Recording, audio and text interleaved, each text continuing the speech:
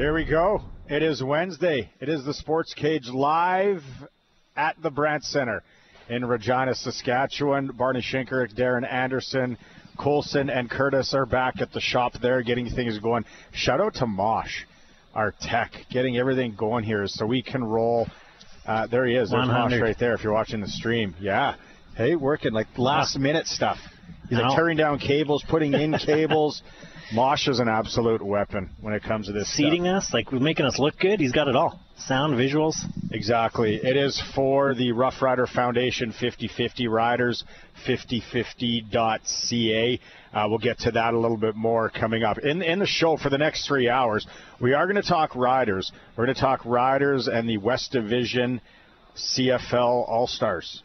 Good news for Riders there. We expected that to happen. I think, well, a lot of us. Calgary Stampeders making some moves on the coaching front when they announced that Dickinson's going to be back, and then they make some moves today. We'll get to that also in a bit. Shaun Kindopp from Canada Western Agribition is going to come by. We're going to talk rodeo because this building that we're in right now, the busiest time of the year is Agribition Rodeo.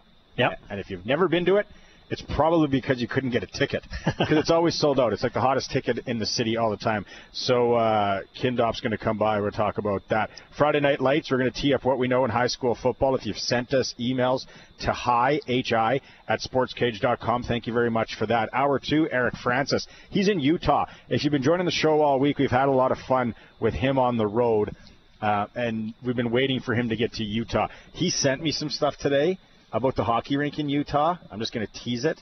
Very interesting. You're going to want to listen to Eric Francis there. Tanner Howe, Regina Pats captain. We are here. They're taking on the Prince Albert Raiders this evening. Tanner Howe's been out for a while. Tanner Howe supposed to be back in the lineup tonight for the Regina Pats. He's going to come by and join us around 4:30. Hour 3, a mystery player from the Saskatchewan Roughriders. I don't even know who it is yet. Yeah. They're kind of filtering that out. It's a busy time right now as they get set for the West semifinal. We're going to have a Rider player join us, and he's going to join us for the full hour. So it's going to be like the Jamarcus Hardrick. Oh, nice. Jamarcus Hardrick light. He was there for 3 hours. He's going to be for an hour. We'll have some fun. And then Jeff Truit, longtime Western Hockey League coach, now coaching the Prince Albert Raiders. He's going to join us at about 5:30. Truitt's been around. He's going to have some great stories. He's coached some pretty high-profile NHLers in their junior days, so I'm going to pick his brain. It'll be a fun chat. Lots to get through. DA, thanks for making your way here. It's quiet right now. Hopefully they don't start testing music. That's when it gets a little crazy in here. They're throwing on the heavy metal, as the kids say. Thunderstruck, here we go. Yeah, Mini Donut Guy hasn't fired anything up yet. If this Subway gets buzzing, that's what I'm worried about. Because everyone, don't lie, everybody out there, when Subway starts making bread, you instantly crave a sub. That is 100% true. You could just be finished Thanksgiving supper, and you smell Subway bread, and you want a sub. So if they do come, I want to ask when the last time they were asked to cut it the old way. Remember? Oh, like the channel. Yeah. Ah.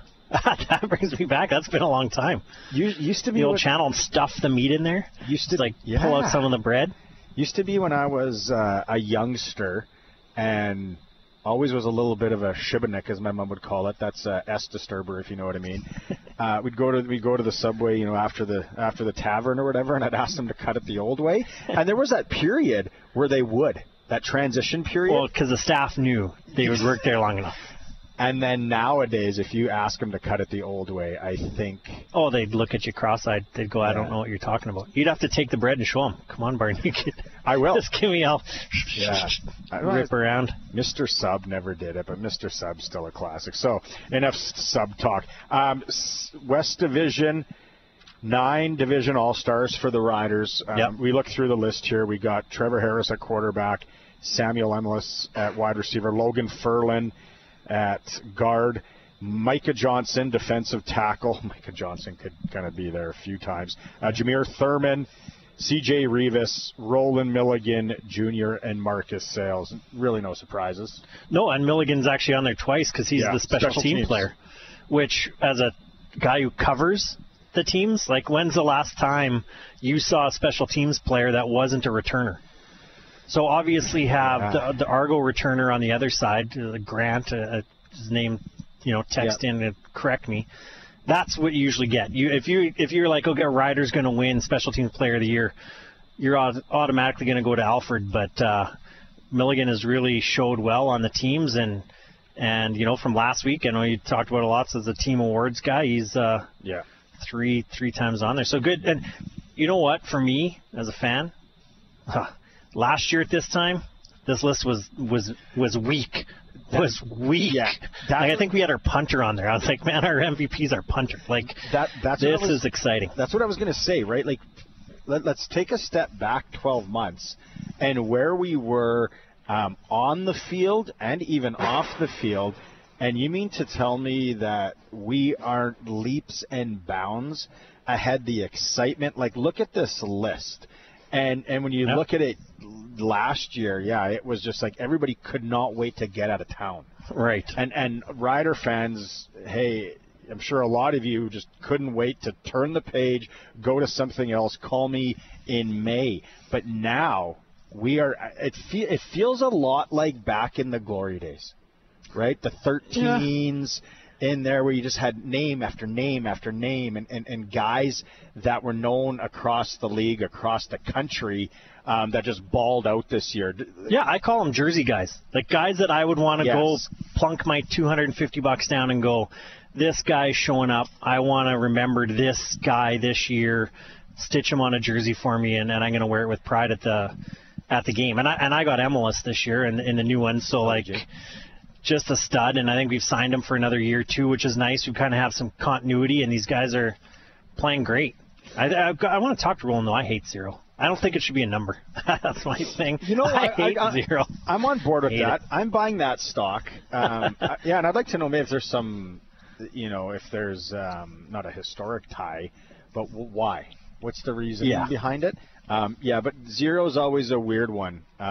Do they still allow 0 in basketball? Well, yeah. I don't think. The thing I always got in basketball is because the refs need to go and say what thing. I don't know if you're watching. Yeah, there was all those hand signals. That. Yeah. So at first there was never allowed to be a number that was above 5. 99. You weren't allowed to have 66 or like 16 because how would you do 1-6? Yeah. Then basketball figured it out. But 0 is a big number in basketball, and actually I was the jerk coach back in my club basketball days that got the kids the jerseys. Everyone gets to pick their number. Kid rolls up, I'm going to be 0 for Westbrook. I went, nope. That's the only number you're not allowed to be.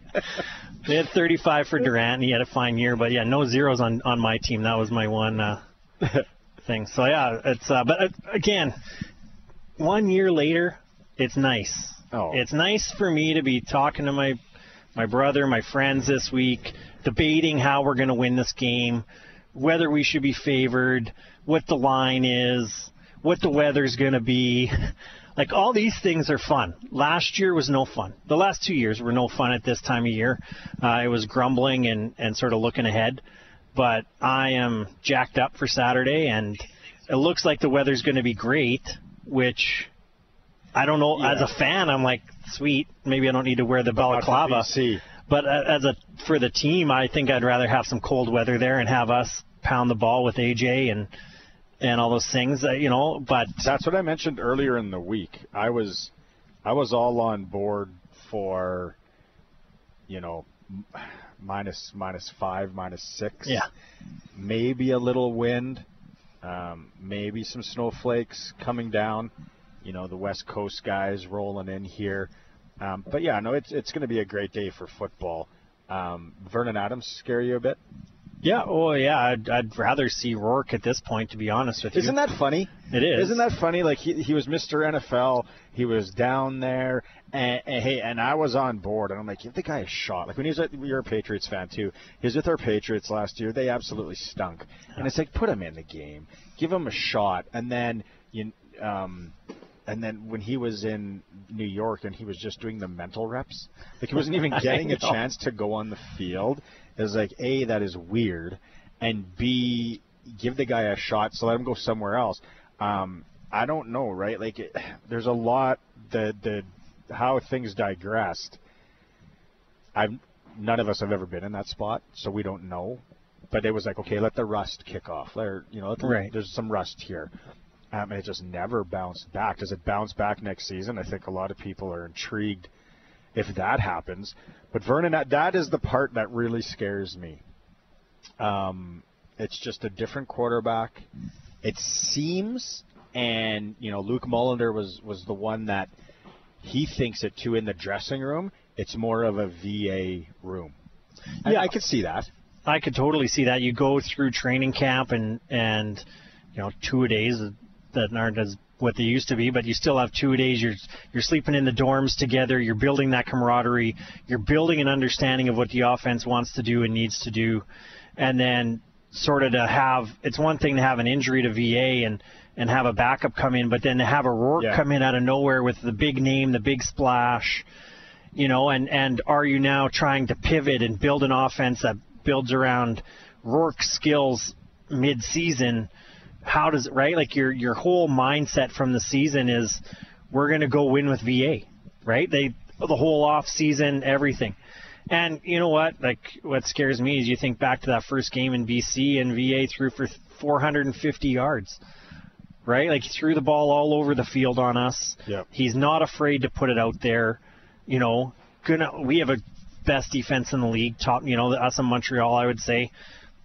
Big game for us. We're going to have to get a big game out of our defense because VA has that edge to him that he's not afraid to put it out there and let his players make big plays. And, that's where I was hoping for a little bit more wind, like you say, like a little bit more. Mm-hmm. I would rather play that grind it out with our defense and our running game. I think would be better served in a grinded out game. But as a fan, come on, I'm going to go watch Milligan duel it out with VA. Like, let's go. Remember after that first game against British Columbia and they lost and it was there. And I remember mentioning to you too, like when you think about it, it's a controlled environment. There were so many passes. McGinnis was unreal, but there were so many passes that were like inches away from being a deflect ball, from something being knocked down, which I was like, that's a different kind of ball game in November, October, in any kind of wind. Well, spin it however many months later, here we are, and we get to see it. Now, I could have egg on my face for sure, but it is going to be different. There's no doubt about it that BC is going to be revved up for it. We do have some audio. Going back to the All-Stars, and a guy that how funny it shapes up like this, where he gets released, he comes here, and now he's playing them in the West semifinal. Dave Thomas caught up with West Division All-Star Marcus Sayles. Marcus Sayles, I don't know that you could have written a better story this season. You get released by the BC Lions out of training camp, and today you're named to the All-CFL team. Honestly, it's really a blessing. Like it's been a blessing all season. I've been, talking about it and just, trying to put my best foot forward the best way I can. And, I've been blessed to be on this team, blessed to be in this position, blessed to, be around all these guys. And, I can't ask for anything more. So just shout out to, our coaches and, all these players for just getting us right. And, my All-Star is a product of everybody else doing their job too. So what does it mean to you personally? Yeah, no, it means a lot to me, and especially just, how, this playoffs is about to unfold, for us to be able to go into BC first and, hopefully beat them. And then, even if we make it to the Grey Cup, playing in BC Stadium, all that really means something to me. So, I'm excited to, keep going. I'm excited to, be at this position where I'm at, and, I'm just happy to, still be here. I'm sure there were a lot of things that were going on in your mind when you were released by the British Columbia Lions. Was there ever at any point there was doubt in your mind? Honestly, no. Like once I got here, I felt the energy of what was going on. Coach Mace, instilled, the type of team that he wants, the type of, energy that we're going to have throughout, every single day. And, it's a product, we see it every single day. Our practices are like that. Our games are like that. And, we went through a little slump, but, we got back on track, and now we're in the perfect position and we're able to control our own destiny. So I'm just happy to be a part of it. So, on Saturday, of course, you're playing the British Columbia Lions, your former team, in a playoff game.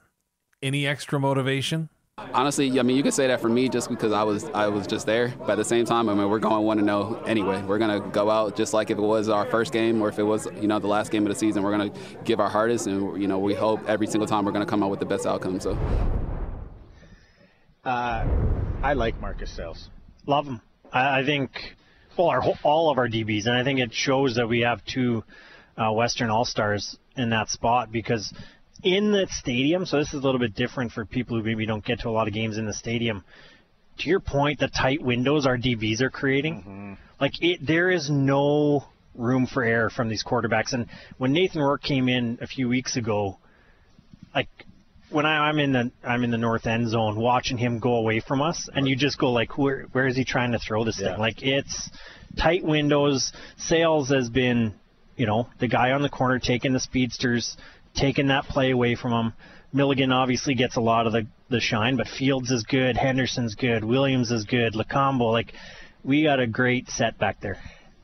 If it doesn't matter what kind of football, if it's you're coaching, 8-9-year-olds in flag, you're playing men's or women's flag, high school football, whatever.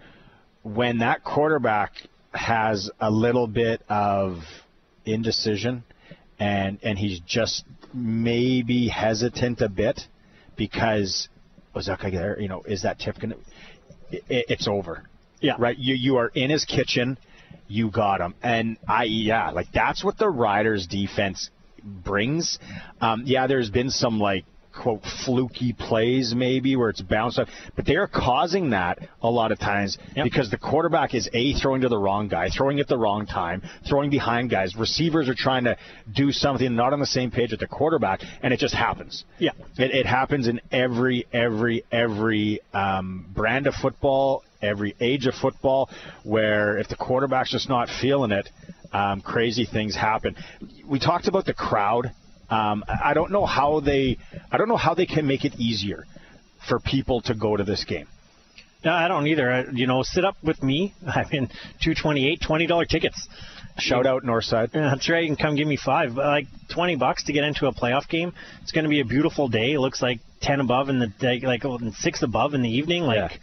Not that windy. There's no reason not to get out there. Like you said, you don't need balaclava. You don't need balaclava, but you're gonna have probably a toque, something to break the wind. Yeah. It's great mitts or gloves, whatever you like to go with. $22 for youth, only $40 for adult tickets. That's lower bowl. That's where they're starting. Yeah. Fans can enjoy the party. Pill Country. That's where if you're, even if you're old like me, you want to get into Pill Country and get in the mixer, it's $35. Yeah, that's a lot of fun. A Saturday night, if you like to guzzle, and you can get into Pill Country for $35, shout your brains off, be an absolute lunatic. That's what they need. Coach Mace was on Monday, and again, if you've been to any kind of football game in your life, that noise matters, and that's what they need. And then the family pack, I didn't think they'd have this for the playoffs. They do. 2 adult tickets, 2 youth tickets, $99. Yeah, that's awesome. I don't have enough money to go. Well, if you smoke, stop smoking for a couple days. Take your kids to a game. $99 to go to a playoff game. The atmosphere is going to be unreal. And then they got the Me Plus 3 package. Savings of 20%. If you bring 3 friends to the action. It's awesome. Yeah. No excuses. And you know what? Maybe we'll get into the line here. So the line, I looked it up. It's plus 3. You know what that line is? That's these teams are maybe too close to call, but we're going to give you the home field advantage. And if we're going to get the home field advantage, it only works if we got butts in the seats and we got fans that are engaged and being loud and making it difficult on those key plays, right? And I was talking to an ex-coach the other day. They're just going to say an ex. Yeah, no, don't get me in trouble. So I was talking to an ex-coach the other day, and he was talking about Winnipeg and how it can be so loud, and they're on the sidelines trying to decipher plays on the bench can be hard, let alone on the field. And those little things in a second and long situation, and to your point, the defense gets amped up, the quarterback's a little bit rattled. It makes it a lot more difficult for them, and we can go do our part hey, we earned a home playoff game. Let's go. Well, let's go take advantage. What else? I guess the senior hockey starting this weekend. A lot of them are bumping their times back because people are going to be going, especially in this area. I guess maybe if you got a wedding planned or something like that. But don't you want to be like? We don't. No offense, we don't have a lot of stuff to really get behind when we live here. It's not like living in Manhattan or wherever, where there's just every night there's something going, concert, sporting event, blah blah blah, whatever it is. This is it. Like it's a Saturday night. Beautiful weather. If you're driving in, the weather's going to be good for driving. And the line +3 or -3 riders are the favorites. So they're expecting. I've been following Matt Young on Twitter. He always does the tickets on where they are. And then at last check, I think there was just over 6. I'm just going to pull it up here. There was just over 6,000 tickets left, which isn't great. Like, come on, we got to figure out a way. Other news before we go to break here, we mentioned it as well. The Calgary Stampeders have parted ways with 3 coaches: Mark Killam, Brent Monson, and defensive line coach Jawan Simpson. So you thought the timing was a little bit weird. Right, like I don't get, like most of these coaches are going to be under 1-year contracts that are going to end at some point after the Grey Cup, right? And I'm not fully aware of what those turnover dates are. I don't know why you announce it now. Like, are you trying to open up spots to sign other guys before the Grey Cup? Like, are you? Yeah. But most other coaches then are still with their teams. Like, it's the CFL. There's only a handful of teams that didn't make the playoffs. So, always odd to me. That's a tough life. I've talked to a few coaches. Absolutely. It's an absolutely grind of a life. And, if I guess I feel a little bit for the people in that situation to go, you couldn't wait till the day after Grey Cup and now it's next year. Like, what benefit do you get out of announcing this today? That's sort of my point, and maybe I'm missing something there, but yeah, and we're not behind the curtain there by any means, but I'm thinking, when they announced that Dave Dickinson's sticking around, that maybe those coaches are like, okay, one more year. We got one more year as a crew. We've been here. Killam's been there for since 2005, and the only reason I remember that is because he's had the same hairstyle since 2005. He's got the long soccer hair. I remember when I grow my hair out, very European. It looks exactly like that, and I'm like, that dude hasn't changed his style in almost 20 years. I respect that. But he's been there a long time, and I thought, okay, Dickinson, well then maybe they're just going to stay status quo for a year. But I guess that's not the case. So those guys are out in Calgary. We're live at the Brandt Centre. The Zamboni is on. It's the Pats and the Prince Albert Raiders this evening. Daren Anderson, Barney Shynkaruk, the C's are back at the shop. Time for a quick break. When we come back, let's talk some rodeo. It's the All New SportsCage, streaming at sportscage.com. The All New. It's the All New SportsCage. Barney Shynkaruk, Daren Anderson, the C's are back at the shop. Ryan Mosh has got things figured out here on the technical side. We're going to be joined right away. If you're watching the stream, you see him over there, Shaun Kindopp from Canada Western Agribition. Just a couple of housekeeping notes here, boys. Of course, Pats and Raiders are here tonight at the Brandt Centre, 7 o'clock. PA's got 8 points in the standings. The Pats have 11, so they're close there. Swift Currents in Lethbridge, battle of 2 of the East leaders there. Medicine Hat and Calgary, SJHL style. Larange is down in Notre Dame at Wilcox, and Flin Flon and Melfort. That's a huge game if you're around Melfort. Flin Flon and Melfort, 2 of the top teams in the SJ, going at it. Benny Walchuk was on yesterday for the Saudi Mainline Chrysler SJHL report. And he's saying the worth the drive guaranteed game of the weekend, there's 2 of them. Weyburn is in Kindersley Friday night and Saturday. They're playing 2 back-to-back there. Why? Because I guess Kindersley has the tankard rolling in and the Scott, like these big curling events. So it's one of those things where they got to get out for 3 weeks. So they're front loading all their home games in Kindersley. So if you're out in that area, I know we do have some listeners that always text in from around Kindersley. Kindersley Weyburn will be good hockey to watch Friday and Saturday. Worth the drive every time, guaranteed, just like Southie Mainline Chrysler, the new king of trucks up there. Shaun Kindopp joining us from Agribition. Kinner, thanks so much for slinking by here. These are your old stomping grounds. Obviously, you worked for the Pats for a long time. Now you're with Agribition. You just can't get away from this place, right? And then come a few weeks, like, do you sleep here? Yeah, no, it's pretty exciting. I've worked on this property a long time. We've done Agribition. I've worked for the Pats. Quick cup of coffee at Real. I just need to go work for Hoff Subway, and I got the bingo trifecta. But yeah, no, there's a lot of hours that are about to come in. But it's exciting. We had a lot of passion for this event. It's an important event in Regina and the province. I was talking to someone that actually from the States that's been up here, kind of working. In and out, and I said, well, come Agribition. It is like the biggest event of the year in Regina. And they were like, well, what about like that? And I said, no, Agribition is the busiest time that week in Regina.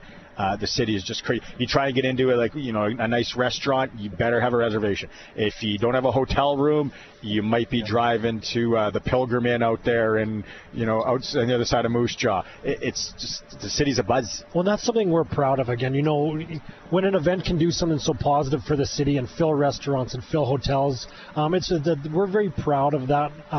Recently just completed our 2023 economic impact.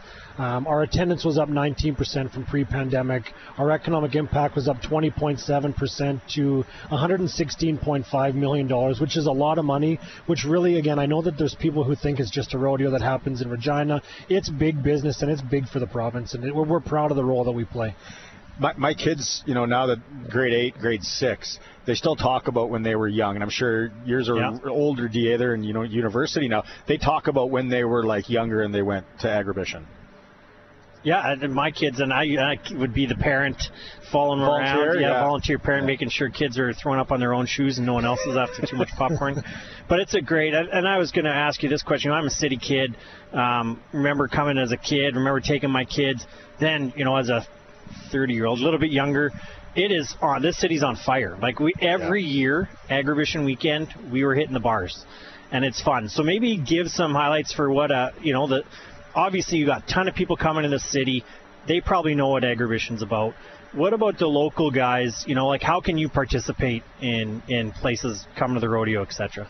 Yeah, there's a lot of different things. We have rodeo. We've got a lot of businesses that's happening in the barns, as we are world-renowned in the livestock sector for what we do, but it's more than just cattle shows, and it's more than just rodeo. We're internationally renowned on the promotion of cattle genetics worldwide, but there's lots of stuff. If you've never been to Agribition, there's all the ticketed events, but if you're on a budget getting close to Christmas, you can come and walk the trade show, and you can walk through the barns on Monday for free, courtesy of CN, but you can also try and come on Wednesday. Our rodeo is actually free that day as well. I would recommend for people to, again, if you're looking for a free event, for something to do, there's nothing better in the city. Again, what's better than free? And again, it's sold out. It's high energy, high entertainment. So that it is one thing that you guys put it on. It's been here forever, and I wasn't joking. That is the time of the year where this bill, is it 3 nights or the rodeo? How many? The rodeo's 4 nights. 4 nights.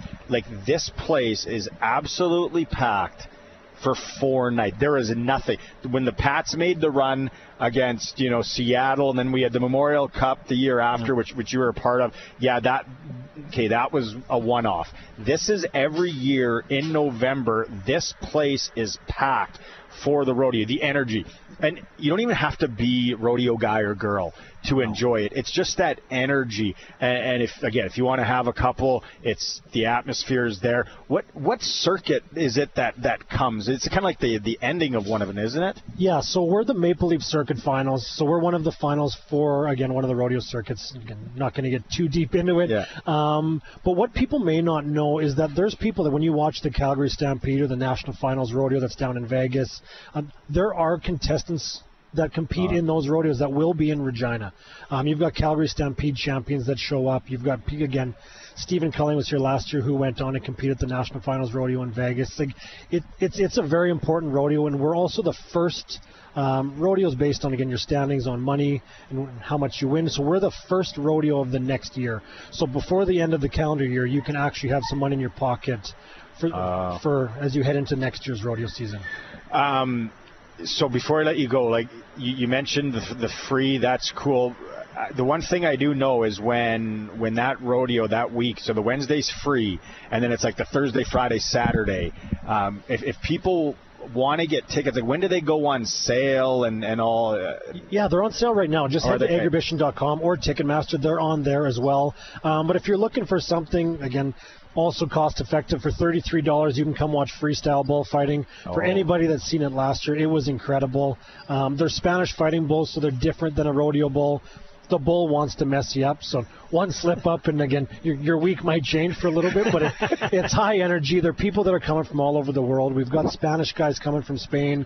We've got people coming from across Canada and the U.S. Like, it is high talent and high energy, and highly recommend it. We'll definitely chat about that the week leading up. Hopefully the Sports Cage is going to be on location for that, and it's just going to be a lot of fun. Kinner, thanks so much. Thanks, guys, for making your way down. You. Stopping here, Shaun Kindopp with Canada Western Agribition. It's right around the corner. Super exciting. It's time for a quick break here on the Sports Cage. If you're watching that stream, we are live at the Brandt Centre. You hear the Zamboni in the background. Sportscage.com, and as always, we're on the home of the Riders and Agribition, 620 CKRM.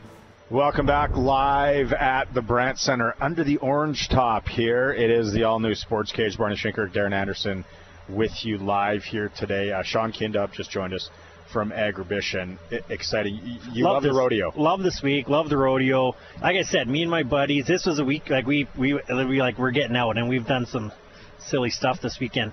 Maybe gotten a few broken noses, but so tussles, a little tussle. Talking when you should have been listening. That's right, exactly. Don't recommend that. But it is so. That's right. You're wearing the team gear of your kids. Like everyone loves the team gear. Shout out Pat Blues. Where does I don't think there's anything better than if you have a rodeo jacket. You watch the cowboys and cowgirls walking around here, and they got the full stitch jean jacket, Calgary Stampede, National, and you're like, National that finals. guy is walking around. Yeah. He is 10 feet tall. That girl is 10 feet tall, and there's nothing like it. And that's like, if you haven't experienced it, it's fun to come down here and just that atmosphere, like you talked about, is great. They woo the ladies. The cowboys, cowboy in that jacket and those jeans and all that, and yeah, the women just love their cowboys. And then the cowgirls, and when they get on those horses and they start ripping around, it's like watching a hockey game at ice level and watching a hockey game way above. When they start buzzing that's dangerous. If that horse all of a sudden gets spooked, I'm always worried. I always think about Christopher Reeve. That's why I agree. Anti-horseback riding guy. I went a couple of years ago with my daughter. I was paranoid the whole time. Until you're up on one of those things. Oh, the power. Until you're on one. You Equine? Realize you're nothing to them. Equine? Was that what I was looking for, the word? Equestrian. Yeah, it's scary. Yeah, I know. We'll be all over the rodeo and Agribition as we go along here on the Sports Cage. People tune into this program for stupid comments, for informative sports knowledge, and also winning. And we do have winning today, right, even though we are at the Brandt Centre. Here's how it's going to go down. You want to go to the West semifinal at Mosaic Stadium across the street, watch the Riders and Lions, text in the keyword. We have 4 tickets to give away today. Colson says we're going to do 2 2-packs. Colson calls the shots. I don't. 2 2-packs. The keyword is Riders. We said, well, let's make it something new and unique. And I said, no, stay unoriginal. People are getting it. Riders. 936-6262, Capital Ford Lincoln text line. Capital Ford Lincoln, Saskatchewan's #1 Ford retailer. So if you want to go to the West semifinal, I know a lot of you yesterday were chiming in, you're on a budget, all that. We talked about the ticket prices. They're super cheap. You can get in, Pill Country's $35, but we're going to give you a chance to win. Then the second part of the winning extravaganza, is Regina Pat tonight against the Prince Albert Raiders. You want to come here to the Brandt Centre? We have Colson talk back in my ear here. I'm trying to remember how many tickets we have 4 tickets to give away to that one too? Yes. 4 tickets to give away to the Pats and Raiders tonight. So if you're sitting around, you're like, I don't really want to watch a World Series. I kind of want to get out of the house. Wouldn't mind going and watching the Pats and Captain Tanner Howe, who's going to join the show at 4:30, back in action. There you go. That one is 936-6262. Also the Capital Ford Lincoln text line on that one. We just want to hear what you got to say. What are you thinking about the Riders this weekend? What do you love about the All New SportsCage? All that. There you go. 4 tickets we got to give away to the Rider game, 4 tickets to the Pats game tonight. The Wheel of Winning with Colson's going to be buzzing in a bit. Baseball again tonight. Yeah. They're staying in New York. And it looks like the Yankees tonight are a 1.5-point favorite. Does LA wrap it up this evening?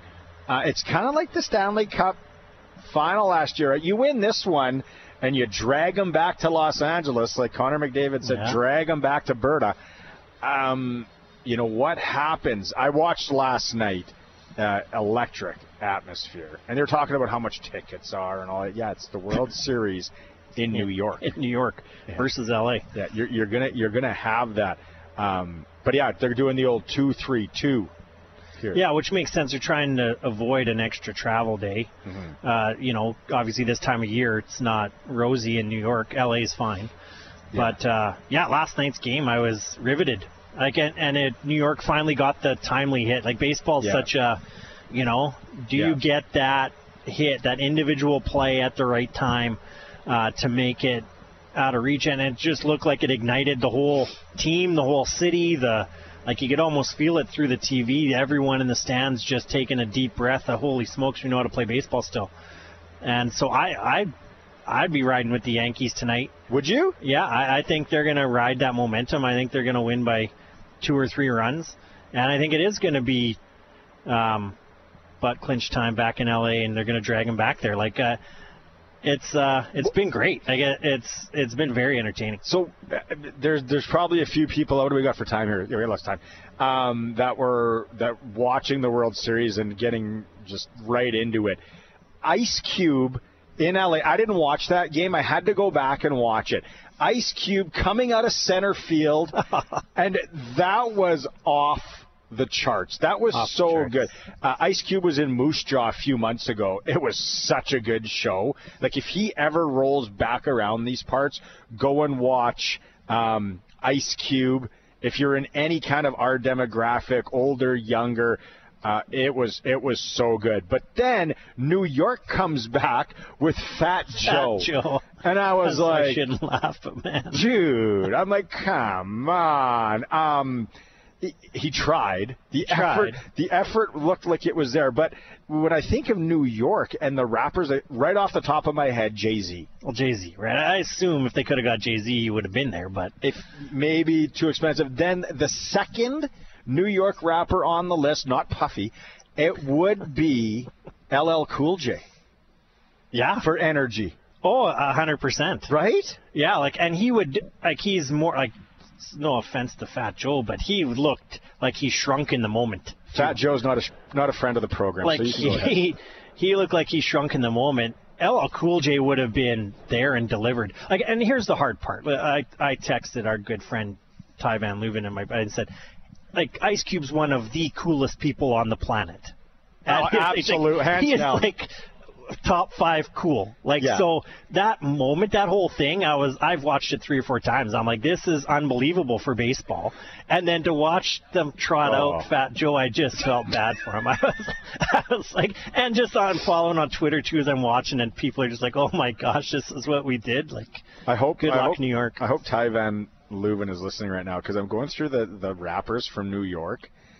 Jay-Z. 50 Cent. Come on, even 50 Cent. Rakim. Remember Rakim back? Who did he go with? Who was Rakim? It was I'll think about it. Nas. Is there Method Man? They could have done maybe a couple of guys. But then Big Daddy Kane. He's still alive, eh? Big Daddy Kane, shout out. Big Pun passed away. But there's so many. I would have went Mace. Man, talk about one good album. I know. Harlem World. Living. Fantastic. Yeah, no, but I would have went LL Cool J all day. The Ice Cube thing, like you said, that guy is. I don't think Ice Cube can be embarrassed. Like, when you get an embarrassing moment, Ice Cube is just so cool that, he just look at you and be like, what? Yeah. No, it was awesome. But yeah, the Dodgers and Yankees World Series. Curious to see if it all wraps up tonight. I've mentioned this on the show before, but it was in 2013. I went to games 1 and 2 of the World Series in Boston. Boston wins 8-1, game 1. Like, unbelievable. It was, what's his name sang? He just passed away. Jimmy Buffett. Oh, yeah. Sang. James Taylor did God Bless America, I think, something like that. I don't know. There's a few Samuel Adams involved. And then we went to game 2. Red Sox lost, but Big Papi went straight away center. Oh, nice. And that one. It's just everything, the electricity, and then, like I said before, like that pass ball matters, that foul ball matters. Yeah. It's just so intense because I'm not a huge baseball fan. Like, I love it, and I'll go to a ballpark, crank back a pork missile, grab a beer, hang out with the buddies, play some gambling games. But that World Series stuff, Dodgers and Yankees, a tough ticket to get. But if you ever get a chance to, like, go to maybe one where the prices are a little more normal, realistic, it's worth it. It's kind of like the Rider game on Saturday. It's going to be electric. And what else do you have to do? And like I said, unless you got, like, wedding or something like that for some sort of family $35, like it's going to be awesome, and they need that 13th man, the Thunder Sticks going, all that. $35 to get into Pill Country. You can get lower bowl tickets starting at $40. You can take a kid for, like, what was it, $20? Yeah. For $22 for youth ticket. It's gonna, and that's something that youth will remember. Oh, exactly. Especially if the Riders win. Well, right. Like, it's a moment, right? Like, if the Riders win this and happen to go on a run, do you want to be the person that's like, I decided to sit at home and drink coffee and watch it on TV? Like, like I said, you missed out. It's too bad they can't do the blackout thing anymore. It's more for regular season. But yeah, because they go to Winnipeg next week. You ain't going there. So get on the wagon now. Next week you can watch it. You can watch it on TV unless you want to go to Winnipeg.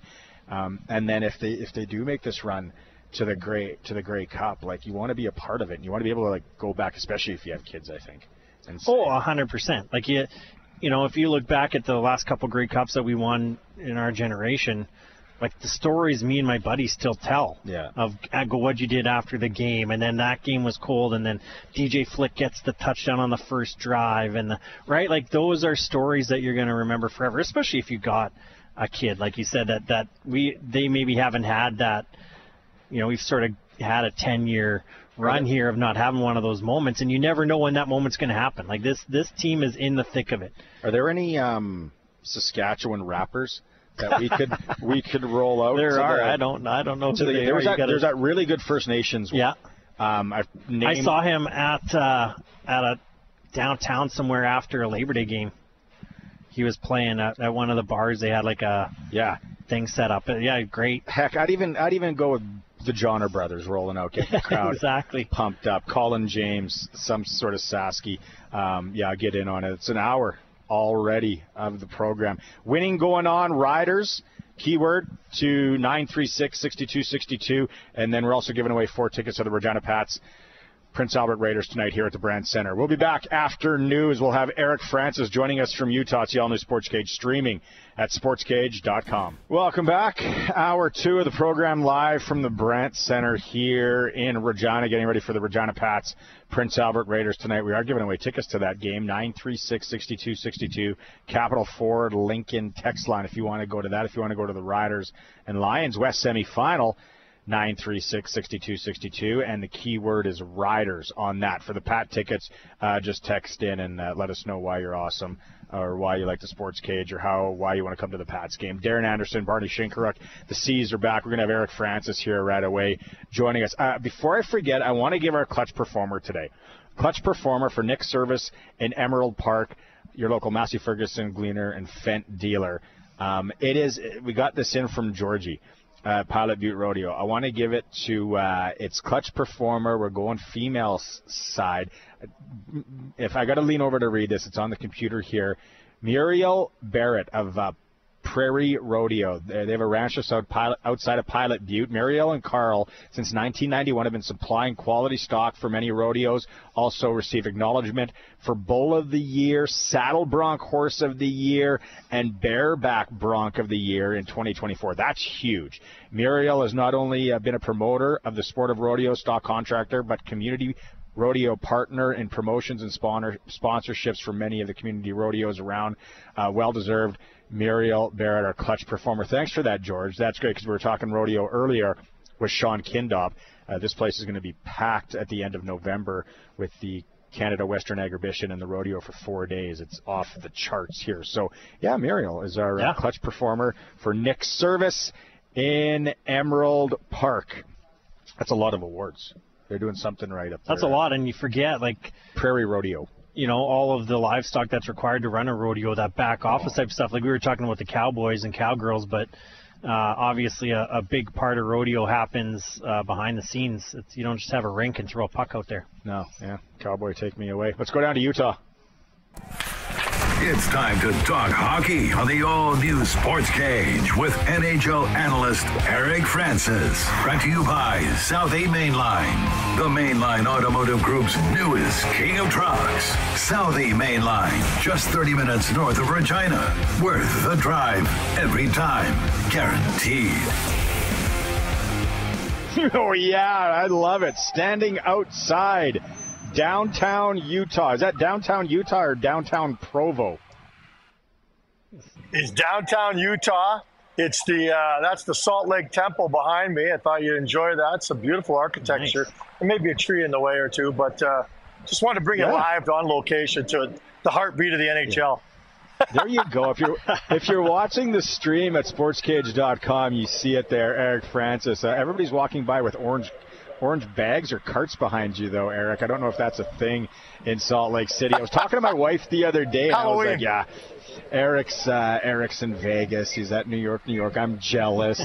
She's like, you don't worry, you travel enough. And I'm like, still, I can be jealous of him. And now he's going over to Utah to watch the Flames there tonight. Let's start with Utah. I know we're going to start with the clip. Let's start with Utah.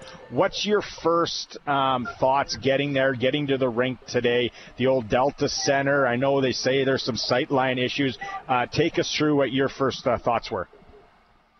Yeah, you know what? Anyone who watches the game or any game that Utah plays this year on TV is going to be really struck by the fact that, kind of like when you're watching the World Championships or something like that, right behind the net, there's a wall, and on both ends, and they're going to renovate that. Like the Delta Center has been around for a long time, but it is in great shape, and they're going to renovate this thing. I thought they were, for some reason, I thought they were building a new building here.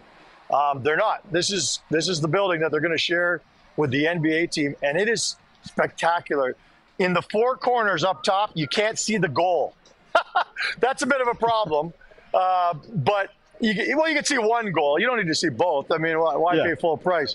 But there is a seat there in all four corners, kind of where a balcony. I stood on there today. I put a video on Twitter if anyone wanted to look at it, at Eric Francis. You stand up, you're 10 feet above the glass. You can reach over the glass if you wanted to. They're the four best seats in the National Hockey League in the history of the league. They're absolutely amazing. You're right on top of the action, literally, and you're not even protected by the netting, which is kind of interesting. You're protected by the glass, but if you stand up, all bets are off. But it is a spectacular building. I really believe that, to watch a game here. And kind of the irony of that is they just came from a building that I used to argue was probably the best place ever to go see an NHL game, which was in Phoenix at the old college rink there. You know, like, what was that, only 8,000 seats? Like, there wasn't a bad seat in the house. I think the worst seat was 18 rows up. And now they come here, and depending on where you're sitting, you could have one of the best seats in the league as well. So pretty cool. I'm not suggesting there's a whole lot to do outside of the game here in Utah, but I'm just telling you, when you get to the Delta Center, you won't be disappointed. Oh, I'm sure there's some kind of fun there that you can find and have. I'm just watching that. Darren and I are watching that video right now. That's crazy. That is good. That's a marketing person's Disneyland right there. They're gonna figure out something to market that. The NHL's best seat in the house, brought to you by whatever. You know what though? Yeah. It's funny. When the Coyotes, the first few years there, I was in Phoenix, and they played at America West, which half of it, or not half of it, remember this? A bit of it hung over the ice, and you could kind of only see that blue line down. But regardless, it was downtown. That place was packed. Jeremy Roenick, Keith Tkachuk, there. Tempo Numanen was there for a bit. Oleg Tvernovsky, just an absolute liability on the back end. Super fun. But those Coyote games are so much fun. Downtown Phoenix, and it was an obstructed view. What else is going on with the Flames as you guys go into Utah, Eric? What's the big news? Well, they just got pumped 5-0 in Vegas. Kind of the first time this year that the Flames really threw together a dud. And so they've switched up the line significantly. Sam Honzek is kind of their rookie revelation this year. He's back in the lineup after being injured. But, tonight's game is all really revolving around Michael Backlund. Plays his 1,000th game in the National Hockey League. And they've got shirts and hats made up, and all the nameplates have photos of his family on them. And there's just a whole lot surrounding it. He's a real class act, captain of the team, beloved in Calgary. And, just a year ago, he didn't know whether he was going to stay in Calgary or not. And he decided to kind of go against the grain and stay in Calgary for a moment like this, where he could celebrate 1,000 games in a city where it means something. Like if he had gone somewhere else and was only his 10th game into playing for the Seattle Kraken, I'm not sure tonight anybody outside of the Backlund family would care that he was playing his 1,000th game. So he's flown in 20 people from Sweden tonight, including his 6 best buddies. But what I think is really funny is he's a real creature of habit, and he's always just scoffed. Like if there's one thing I know about Backlund, it's like he hates coffee in North America. So he's always only drank Swedish coffee, and I think it's a lot stronger. I don't know. I've never tested it. And I asked all his teammates. He wouldn't let any of them test it. He likes to hoard it to himself. But he brought his own coffee machine for this trip because he knew so many people. He knew so many people from Sweden were coming, and he didn't want them to have to suffer through North American coffee. So he brought his own, which I think is pretty funny. Yeah, it's pretty funny. My son will talk about how the food was odd in Sweden and Helsinki, which it's a little bit different. The coffee's unreal, and they actually have really good beer. And obviously, Zins are massive in Sweden. They love their Zins. Colorado, I sent you this tweet. Like, I'm wondering here if a guy's thinking about sprinkling, or girl, on the Avs. Watch out, because the Avs are without their top nine skaters right now. Like, they're piecing things together there in Colorado. Yet, what's remaining is still, like, you still think they could probably win a fair number of games with just Rantanen, McKinnon, Makar, and that back end they've got. Now, their goaltending struggled this year, but you're right. All those injuries right now, it just explains how they just lost the other night to Chicago at home. Yeah. I mean, that's almost unthinkable. Those guys, I guess, are not enough to carry the team by themselves, and they're going to need, I think when people look at Colorado, they look at the depth and they say it's not there like it used to be when this team was a whole lot more formidable. And that's the big difference right now. And now you're seeing it with all these injuries. Like it's like a no-name squad that's, kind of being pieced around McKinnon and Makar and company. And so there's going to be some growing pains right now for the next little while. And guys like Gabriel Landeskog, I'm not sure he's ever coming back. Like when I talk to people in and around that organization, the reconstruction and stuff that they're trying to do for him physically, it just may never take. And so that's their captain and their heartbeat. So that's the biggest loss of all of them. After watching that thing on Amazon Prime too, it's sad that if he doesn't make it back, because you kind of really get how he's such a great guy. All right, we have the clip here ready. You sent this to me, Eric, the other day. Marc-Andre Fleury plays his last game yesterday in Pittsburgh. You sent me this during COVID, I think. Marc-Andre Fleury, you got a hold of his agent, and he did this for you. Curtis, go ahead and play it. I don't know. Like, I don't want anything different than another game, right? I don't expect much else. I don't know. I feel like sometimes growing older, I get a little softer than I used to. With emotions, feels like, I don't know if they're kids or something. But anyway, yeah. So I think just maybe deep breath. Look around, take a good look around, right? To keep good memories. Like I said, I was very fortunate to play here for so long, and like the souvenirs from this place. So it'd be nice to do it one more time. Okay, that's a great clip. That wasn't the clip that I sent the boys yesterday.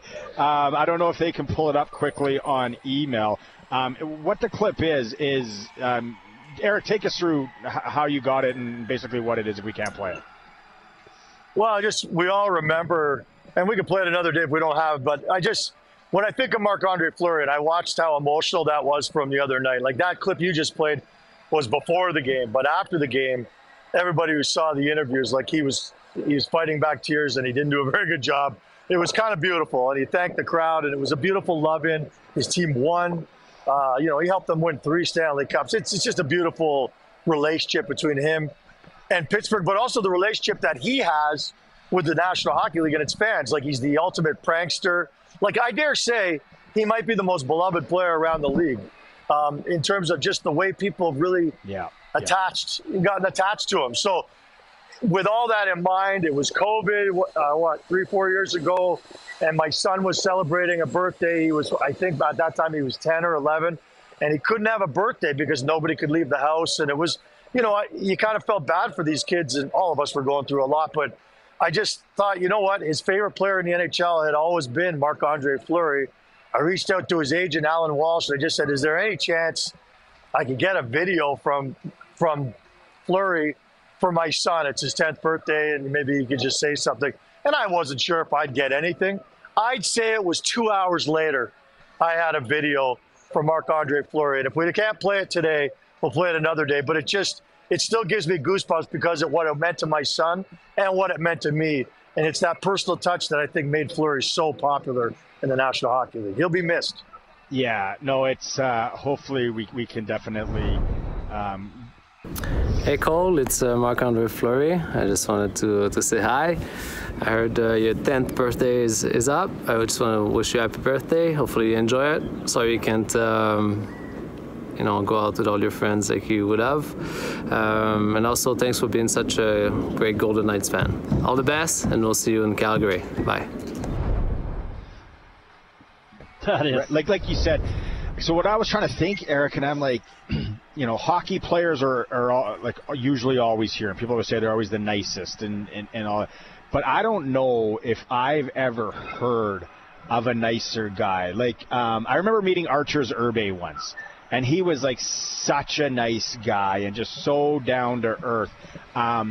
Just some of the Sasky Prairie Boys. But for him to do that just means so much. What do you think Marc-Andre Fleury will do, future-wise? What do you think's in his future? Do you think it's broadcasting? He's such a prankster. He's such a bit, is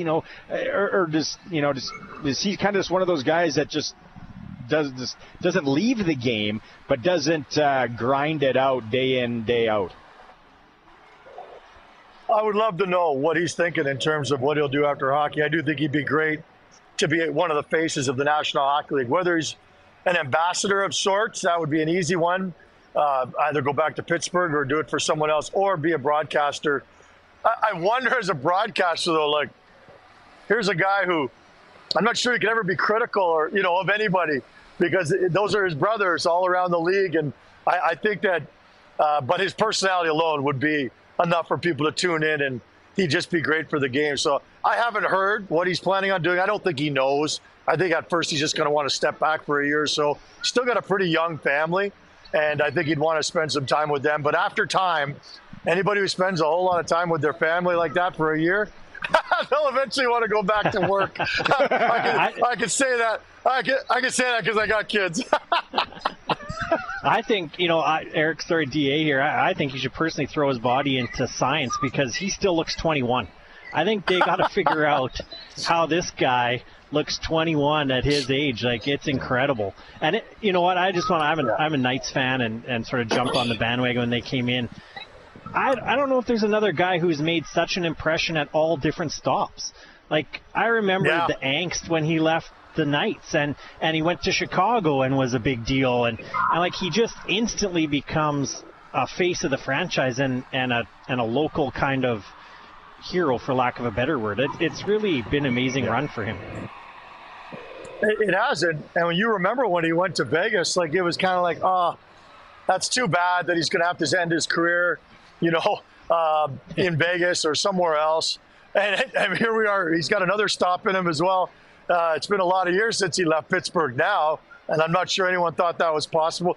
Don't forget also, guys, when you think about his career, there were a couple lulls there where, like, he couldn't stop a beach ball, and he didn't know what to say, what to do. Do you remember this? Like, this was still when he was in Pittsburgh, and, like, everyone thought his career's over, like, had written him off. He's old enough. Probably then he was only 31 or 32, but it was a real bump in the road for him, and he overcame all that to the point where still over the last 3-4 years in other cities, he's been an extremely reliable backup. So, kudos to him also for persevering and fighting through those real rough patches.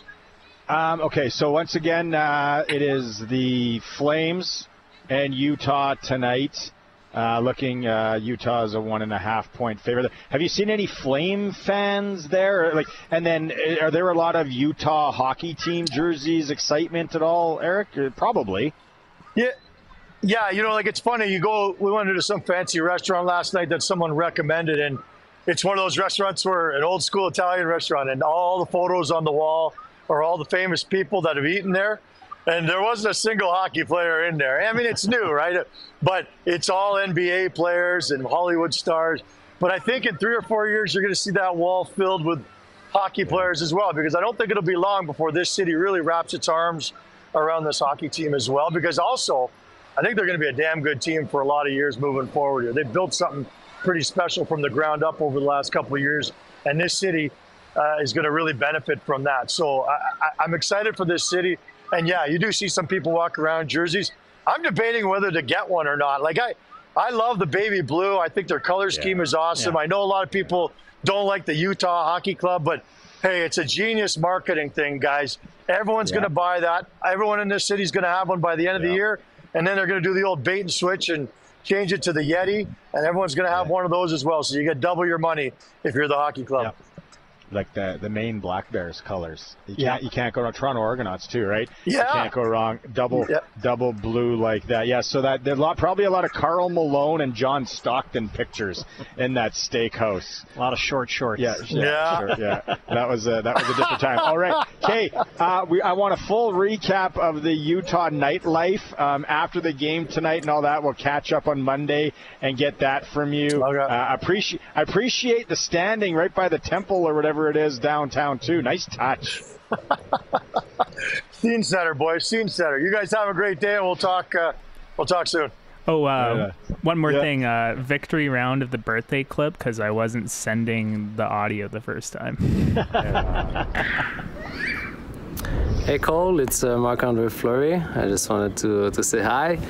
I heard your 10th birthday is up. I just want to wish you a happy birthday. Hopefully you enjoy it. Sorry you can't go out with all your friends like you would have. And also thanks for being such a great Golden Knights fan. All the best, and we'll see you in Calgary. Bye. There it is on the stream if you heard it. Okay, Eric, you're free to go. Thanks so much, buddy. Cheers, boys. We'll talk soon. Talk Monday. Right on. Marc-Andre Fleury, top notch, though. Okay, we got to take a break because he's coming here right away after the break. He's back in the Pats lineup tonight. Captain Tanner Howe will have him live at the Brandt Centre here right after the break. We'll see you later. The SportsCage at SportsCage. Cheers, you too. Bye. Full show, like we said. Still giving away tickets, 936-6262. Pats and Raiders tonight here at the Brandt Centre if you want those. Also, text in the keyword Riders if you want to go to the West semifinal on Saturday. Riders and BC Lions. Colson, I think we're giving away 4 tickets to that. 4 to both. There we go. Joining us live here at the Brandt Centre as the Pats get ready to take on his hometown Prince Albert Raiders. Tanner Howe, captain of the Regina Pats, back in the lineup. The old cheesy question right off the hop. Excited to be back? It sucks sitting out, doesn't it? Yeah, super excited. No one ever wants to go through an injury or anything and kind of miss pretty much the start of the season. So, super excited. The team's off to a pretty good start, so hopefully come in, contribute a little bit more, and help this team out. Let's go to the injury at World Junior Summer Camp. You said it was against Sweden, first game. Like, there's just a plethora of Saski guys that we'll get to in a bit there. Everybody's watching. Okay, Tanner Howe, captain of the Pats, is there. First game against Sweden, was it you took a shot right in the mouth? Take us through. Sorry if you want to take us through exactly what happened. Yeah, so it was our first game actually against Sweden, and I was on the PK, and I remember I hit a guy in the corner and kind of just was recovering to the wall, and a guy took a 1T, and all I remember is a puck hitting my mouth, and as soon as I got up, I spit 3 teeth in my mouth and kind of just rushed to the bench to get it looked at. And when I was in the trainer's room, I felt my mouth with my tongue, and my top palate, my gum area, wasn't where it was supposed to be. So I was like, okay, this isn't good. You got to look at this, doctor. And he was like, oh yeah, we got to go to the hospital. So I got surgery 2 hours after that night, which was lucky. And then pretty much flew home the next night, and I was on bed rest for a couple of days trying to recover. Well, that flight home must have been kind of hell too, right? Oh, it sucked, yeah, because that pressure up in the sky just exploded in my face, and I felt like my lip was going to pop open. So no, it definitely wasn't fun. You'd probably make the team though on that shot block. I hope so. No, and obviously the hope is, it's too bad, right? You don't get to start the season, but now you're going to rev because you really want to impress and get that invite to the camp right before Christmas. Yeah, definitely. Hopefully come back here, have a good start, and make a good impression, and hopefully have a good camp and make that team. Full bubble guy then for the season? No, I'm actually out of a bubble. Oh, really? Yeah. Wow. It'll be good. Mouth guarded up, though. Yeah, definitely. Oh, man, it's I go back and I'm trying to think. It was Jeremy Roenick, right? He got a real bad one once, right in the mouth. Knock on wood. I can't even imagine, Tanner, what that was like. Let's go to, you're in 05, right? And so growing up, people maybe don't get it, but that 05 crop of Saskatchewan kids, especially northern Saskatchewan kids, is so special. You got Yager, you got Height, you got Chadwick, you got Price. I'm missing somebody from Saskatoon there too. And then you got you from Prince Albert. Berkeley Catton always played a year up as an 06. What do you remember about when you guys were younger and playing against each other? Yeah, I remember when I was really young, I played with Yager growing up until I think it was Pee Wee, and then he moved to Saskatoon to play up a level. But I remember just me and Yager being on the same team and always kind of dominating, and how fun it was. And we always had super long hair together, and it was fun. But it was awesome, competing against those guys. When you played at Saskatoon, it was always going to be a good game. So it was really cool. Catton is a year younger, and we talked about Roger McQueen, who's in Brandon, started the year off dealing with some injury problems as well. Do you guys chat? You guys text each other, talk, still buddies, all you guys? Yeah, most of us all skate at Trash Power Skating in the summer, so we kind of all see each other there, and throughout the season you'll text each other and talk about a game or whatnot. So we stay in touch a fair bit. So. You're back in action tonight, so for you, personal, do you have any? It would have been hard, right? Because you got injured. What kind of goals would you have this year personally?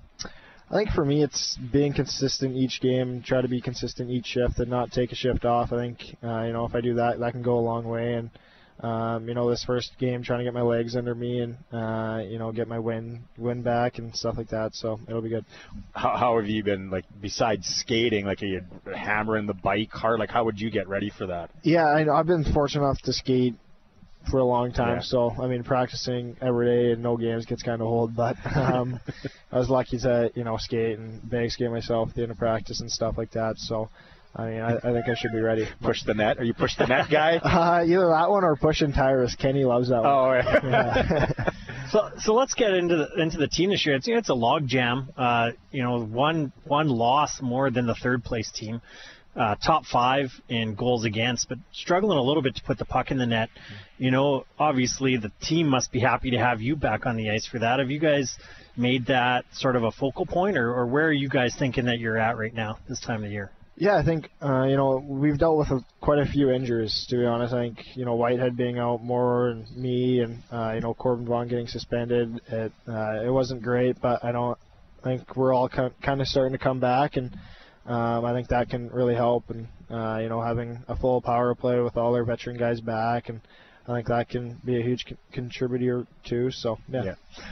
You got Hoff, right? Who everyone knows, and Vogel and Bent. Then you got Smith coming in this year. You got Durkach, one of the legends, helping out. Just having so many guys being able to help with the team, is that a benefit? Obviously. Definitely. I think ever since Al came in, he's brought some really good people to this organization. And I think that helps so much. And I think with Smitty coming in, and he brings some different things, like different drills in practice, and some different systems, and he's running our power play unit, so some different plays there, and I think that helps so much. My daughter loves coming to the games. She's 11. Doesn't have a favorite player yet and all that. But one question I want to ask for you: before a game, like maybe that hour before, take us through what you do to get ready. Is it, do you got your own headphones, your own game? Like, do you same thing every game, or are you a creature of habit? Yeah, usually the same thing. I come to the rink stretch, take my stick, all the basic stuff, play some sewer ball, and usually I dip in the ice bath quick to kind of just get my body going. Throw pucks, hang out with the guys. Usually listen to whatever's on in the music. So in the room, sorry. So. You're not a picky guy when it comes to music? Not really, no. I kind of just listen to whatever. So yeah, but usually do the same thing every day. Easy. Someone else has got the aux then? Who's usually DJ? Zach Moore has it. Oh, if nice. not him, either Corbin Vaughn or. Could a guy get kicked off if guys? Too many guys don't let you get your out. Yeah, in practice we kind of go through 2 guys every day, just because guys don't like the music. But it's fun. Awesome. So obviously playing your hometown team, is that still special for you? Do you get a little extra geared up? Is it the first game back, playing PA?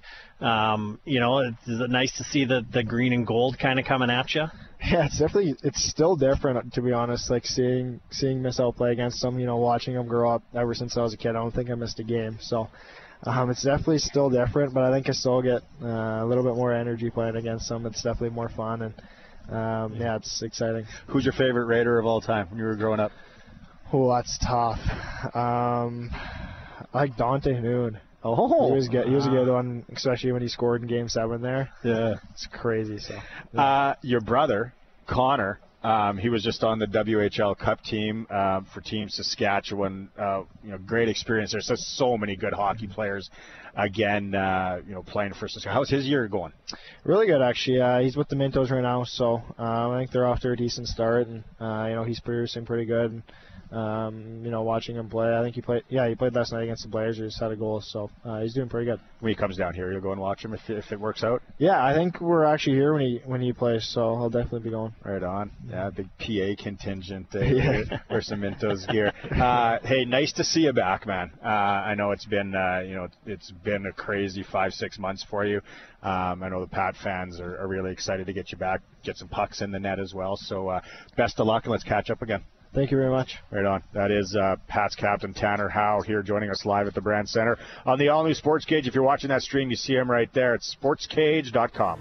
Wednesdays is for Riders 50-50. The Rider Foundation 50-50. You get it at riders5050.ca. Okay, so the early bird prize and the deadline is coming up here. So it is tomorrow, 5 p.m. It's Halloween tomorrow. Halloween tomorrow. So get that in. Don't forget when you're dressing up in your costume. Arizona Cardinals, Seattle Seahawks in Glendale, Arizona. A really good place to tailgate. Yes. Always a good tailgate because the weather's always deadly. Includes 2 tickets to the game, December 8th, flights, 3 nights accommodations at the W in Scottsdale.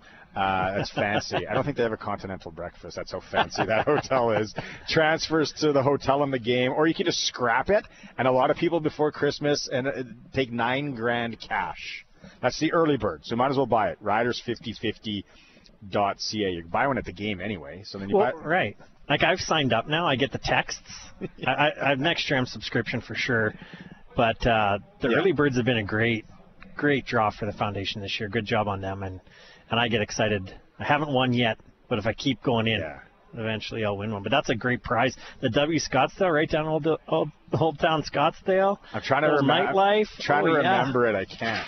Oh, it's right off of Old Town Scottsdale. So like right off. What's Dirk Bentley's bar? Bentley. Like it's right. You just stumble home. It's less than a block away. Beautiful area. If you've never been down there. I'm sad. Great prize. I'm at the Brandt Centre, though. I'm excited. Pats and Raiders tonight, 936-6262 if you want to win tickets to that game. Colson's going to give them away. Friday Night Lights for Regina Motor Products. You get your $20 off tire changeover right now at Regina Motor Products. The email is hi, H-I, at sportscage.com. So, man, we're going to run it down really tomorrow. Everything, but we want you guys, I'm just going through the emails here, some really, really good emails. This one is super long.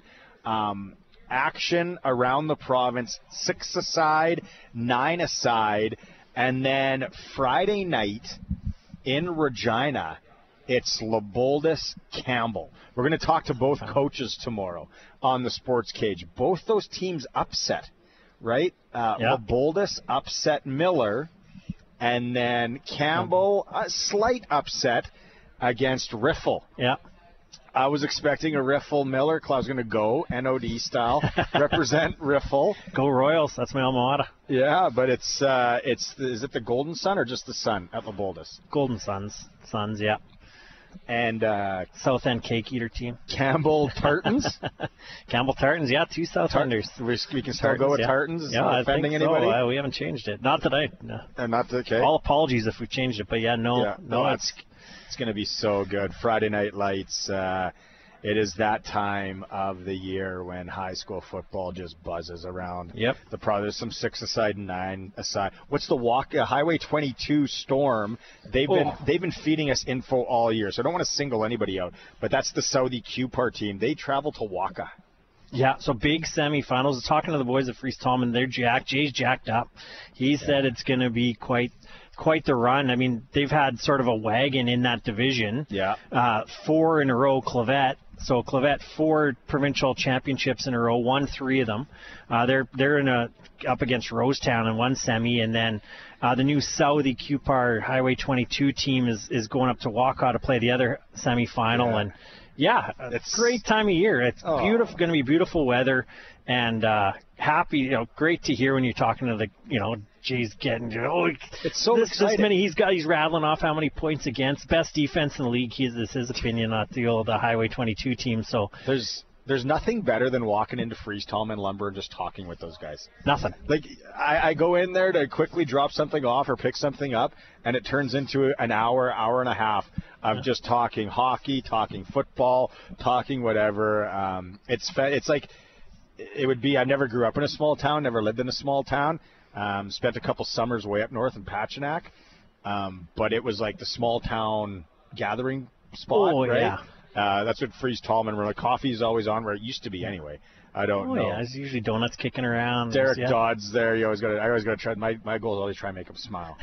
Make Doddsy smile somehow. No, but it's high school football. We'll have the full rundown tomorrow. You know what Waka is spelled backwards?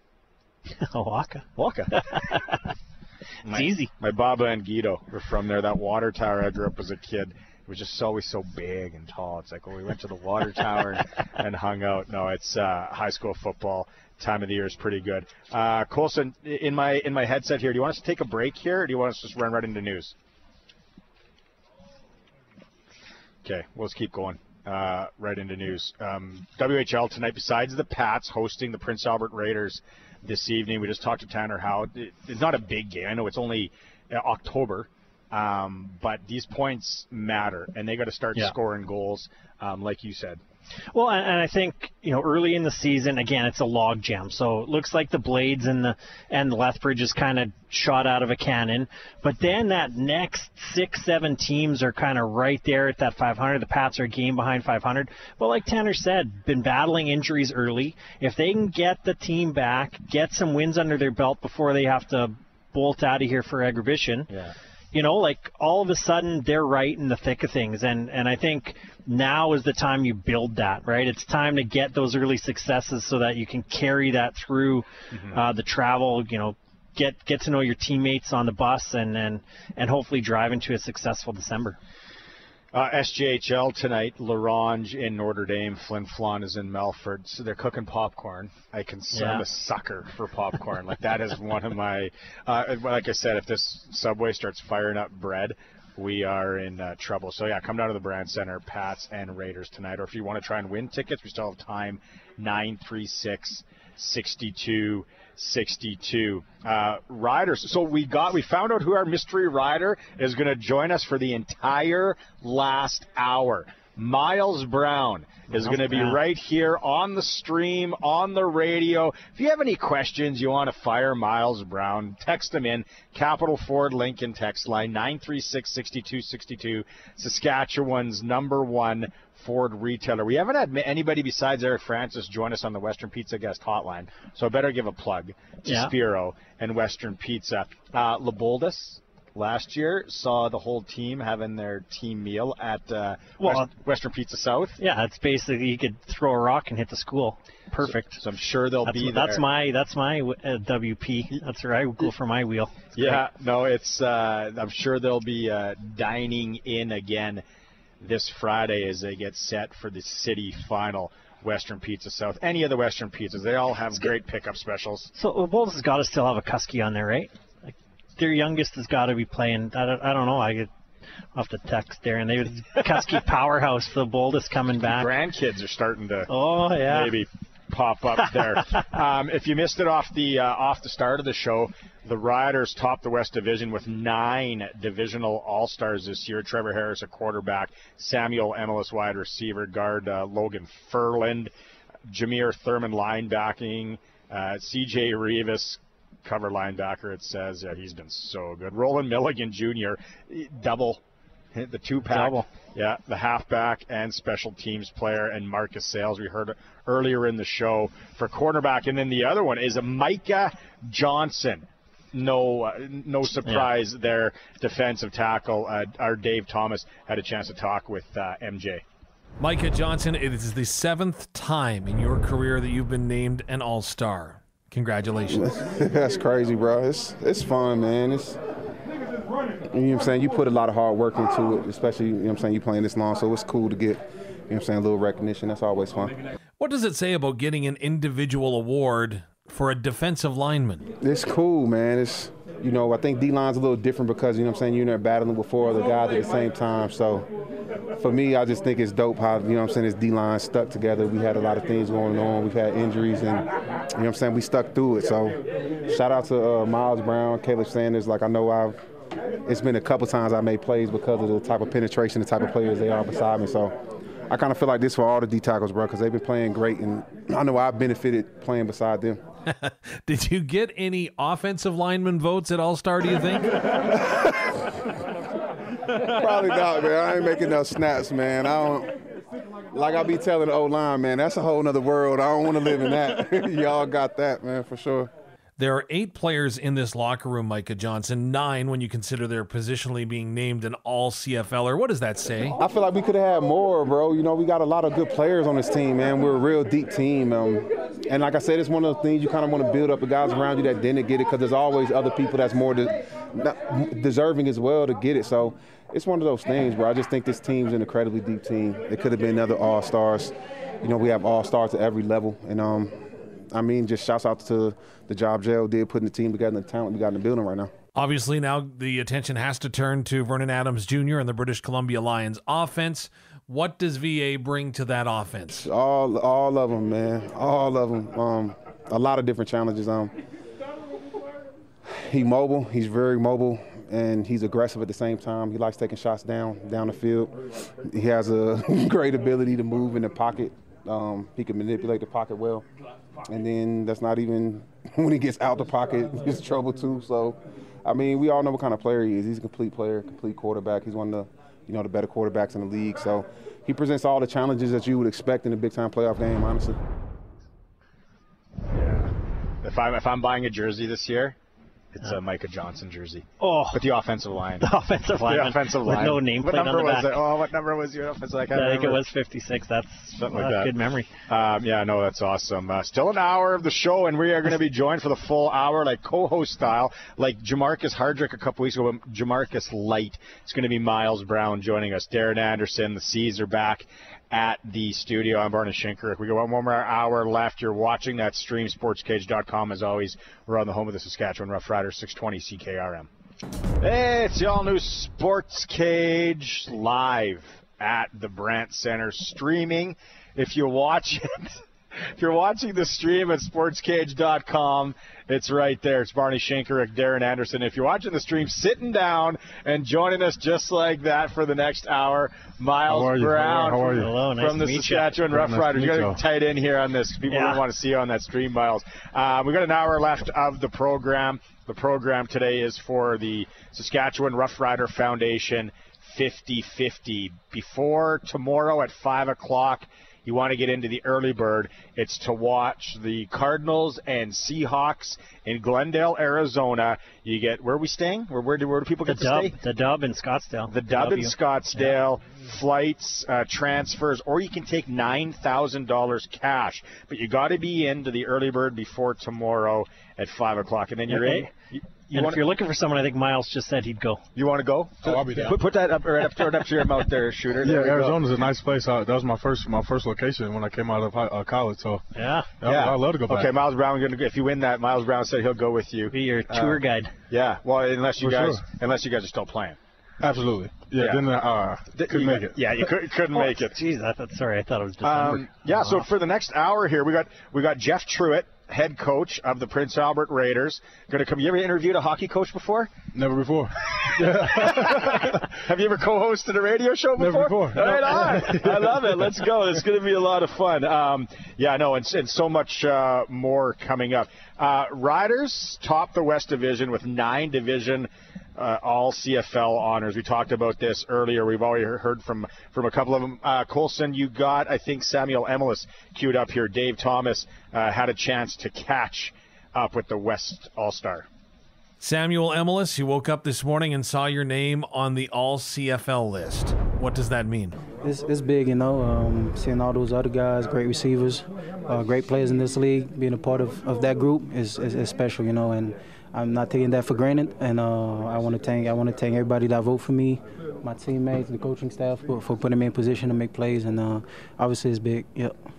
What does it mean that 7 other players on your team have been recognized? It means that we did our part.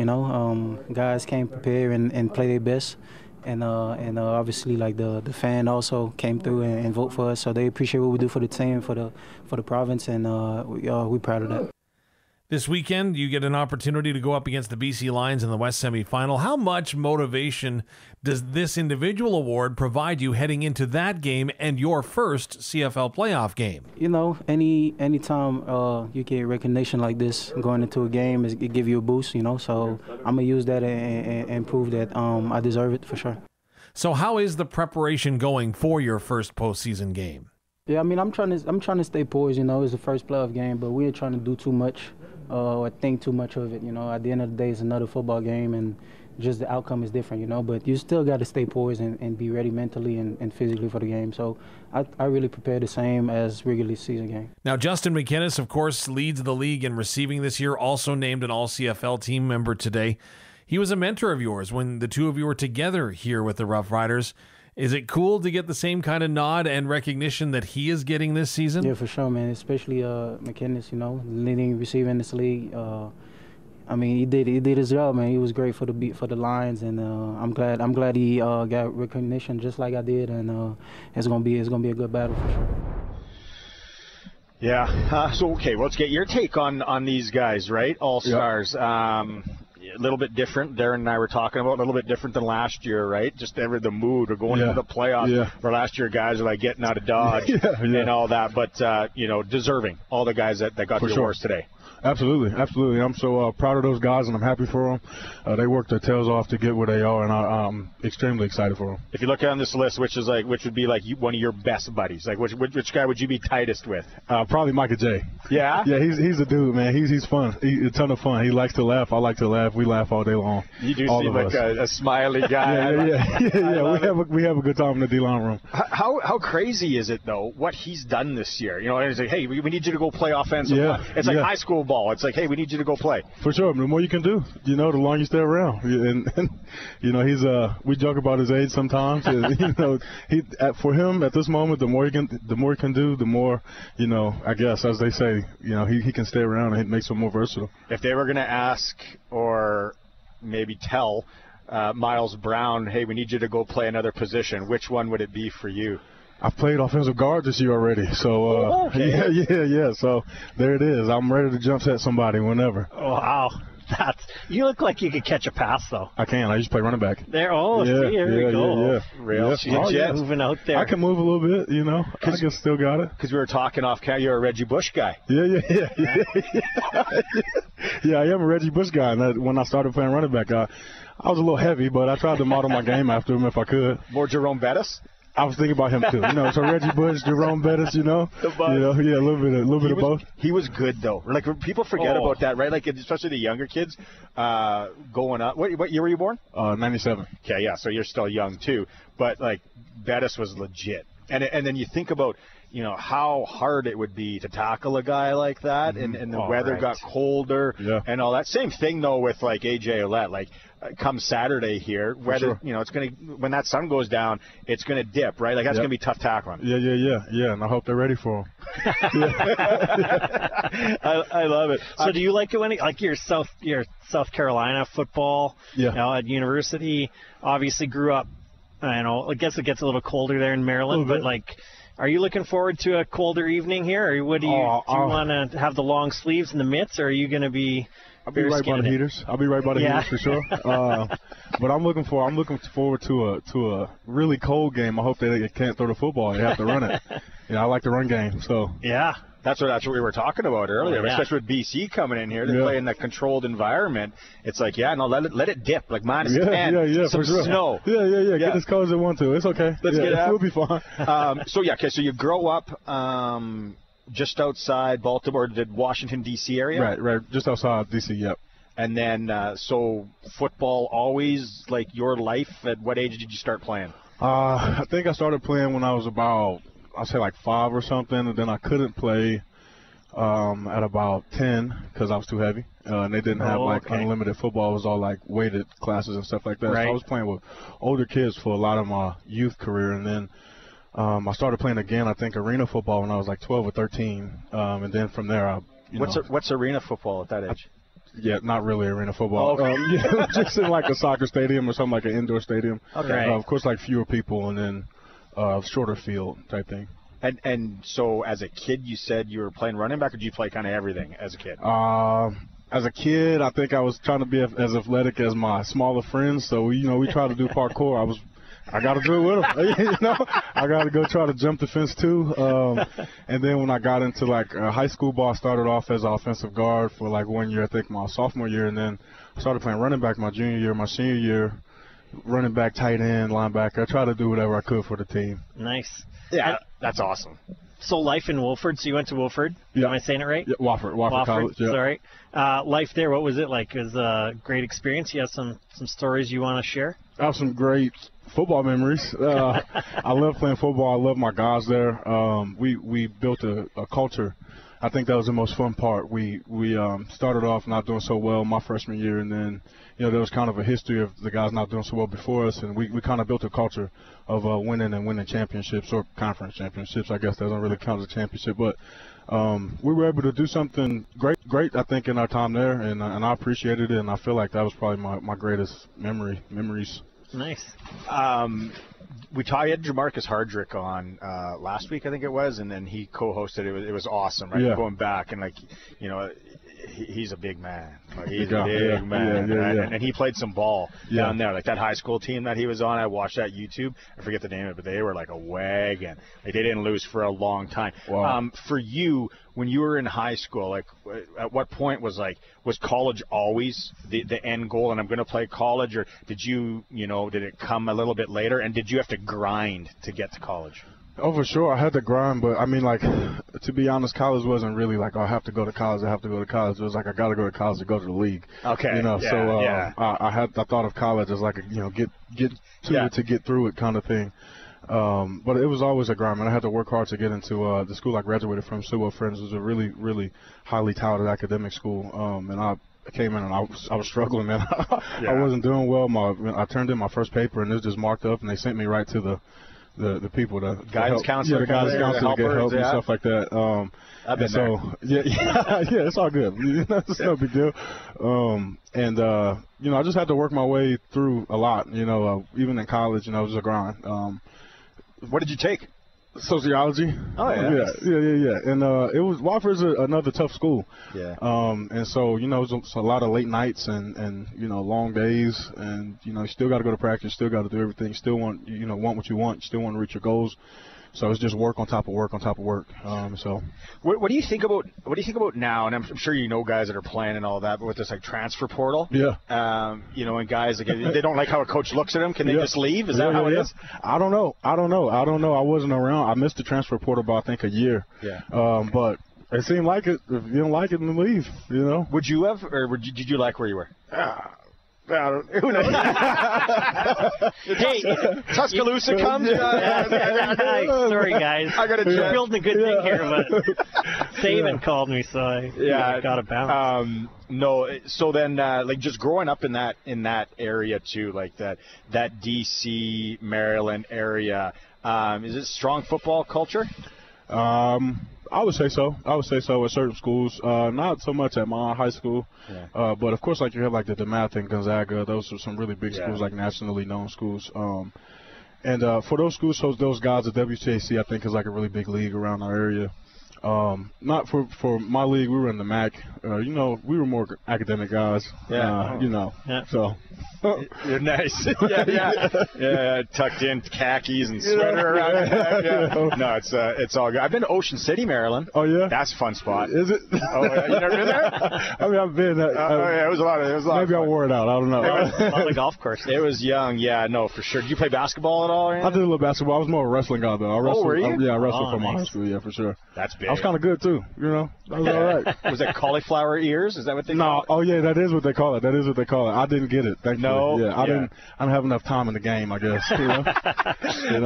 Miles Brown from the Saskatchewan Roughriders is joining us here for the last hour. We do have a question here from Roscoe. Roscoe is actually texting quite a bit. He's quite clever and funny. He wants to know what's the best thing that you like about being a rider? Rider Nation, probably. It's amazing to come out, and see the sea of green and the people screaming and yelling and cheering us on. And we go to other stadiums and it's not like that. You can feel the energy in Mosaic, and it's beautiful, man. I mean, I'm excited. I'm excited for this weekend. I mean, I know what it's going to be like, so I'm looking forward to it for sure. You guys are doing the Obsidian. We are doing the Obsidian. And was that a team decision? You guys decided on that, or that's what I heard? I heard the players love it.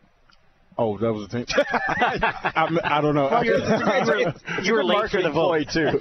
Yeah. But those are sick jerseys. Oh, they are. Colors. I love them. Yeah. This is nice. I wish you could wear them all the time. Yeah. I know. And then the helmets, they are right? super, super sharp. When is the first time you heard about Regina and you just heard about Saskatchewan? When I found out I was coming here, I think. Yeah. It was, I think. Did you go straight to the internet and Google and check it out? Yeah. Then I went to TikTok and I was asking people. I would ask around. Unfortunately, I wasn't hearing the greatest things about Regina at first, and so I had to do more research, of course. Right. And I'm just looking, and I'm trying to find, fun spots and stuff like that. And I think I did. So. Nice. How did the path to Regina, how did that come about? Because, you did have a cup of coffee. You tried it in the league, right? And then how did this come about? So I was in I guess you're asking about how I got to Regina. Yeah. I had the D-line coach at Wofford maybe about, would have been 3 years ago now, I think. He gave me a call one day. He's like, hey, man, what you doing? I'm like, oh, waiting. Waiting around. He's like, you still playing? I'm like, yeah. He's like, want to go to Saskatchewan? Excuse me? What's that?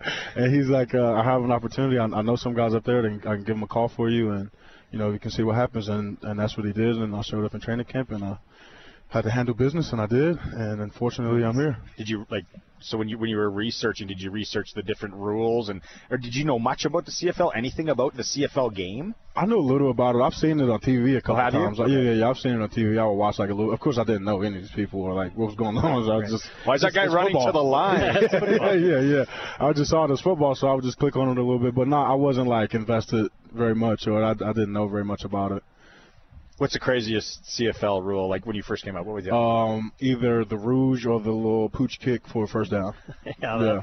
Well, that was Montreal that was doing that quite a bit. Right? I'm trying to. Maybe it's still in our bag of tricks. I don't know if there's any BC people listening, but maybe it's still in our bag. It's actually kind of a cool little rule or play that you can get. That's crazy. KF, you got any questions? 936-6262 for Miles Brown in the Capital Ford Lincoln text line. We are live at the Brandt Centre of the Regina Pats Prince Albert Raiders this evening under the orange top here. Colson still has a couple of tickets to give away. 936-6262. It's the All New SportsCage streaming if you're watching it at sportscage.com, and as always, we're on the home of the Riders, 620 CKRM. It's the All New SportsCage live from the Brandt Centre. Barney, Shynkaruk, Daren Anderson, Miles Brown. How does that sound? Sounds good. Yeah, it does sound good. That's pretty good. Colson and Curtis are back at the shop getting things under control. We do still have some tickets to give away. Riders is the key word. 936-6262. If you want to go to the game Saturday against the Lions, it's going to be a good one. And then 936-6262. If you want Pat tickets for tonight, that's you got to be able to get down here. The game starts at 7 o'clock. Raiders and Pats. Okay, so we were talking about this, Miles. We had Coach Mace on Monday. That it's got to be home field advantage, right? We got to get butts in the seat. We got to get people there. So just take people through when you're on the field and you're playing in a loud stadium and you can't hear anything, the confusion that goes on, what people really don't get when they're not there. Oh yeah, it makes things way more chaotic for the offense, especially trying to get calls in, trying to make adjustments when you need to make adjustments, trying to get the snap count down, when they have to go to some kind of hand motion to get the snap count. It helps us as D-linemen to get off the ball a little bit faster. So it just gives us that much more of an advantage, when we have people cheering us on and screaming at them and distracting them because they don't deserve support from us, They don't. Right. They don't. You know what? I don't even mind when teams pump in noise through the speaker. A little extra? I think it was Indianapolis was the last team that they're kind of accusing of that. I like it. Yeah, pump in the noise. But, you can get into Pill Country this weekend for $35. That's crazy. Youth tickets starting at $22 lower bowl, and adult tickets $40. $99 to take a whole family. That's 2 adults and 2 youth tickets for $99. It's just sick how cheap it is to go watch playoff football Saturday at Mosaic Stadium. We joked hockey. What do you we're at the Brandt Centre here, the Raiders and Pats. What do you know about hockey? You like the sport? Nothing. Never been on skates? I know they get to fight.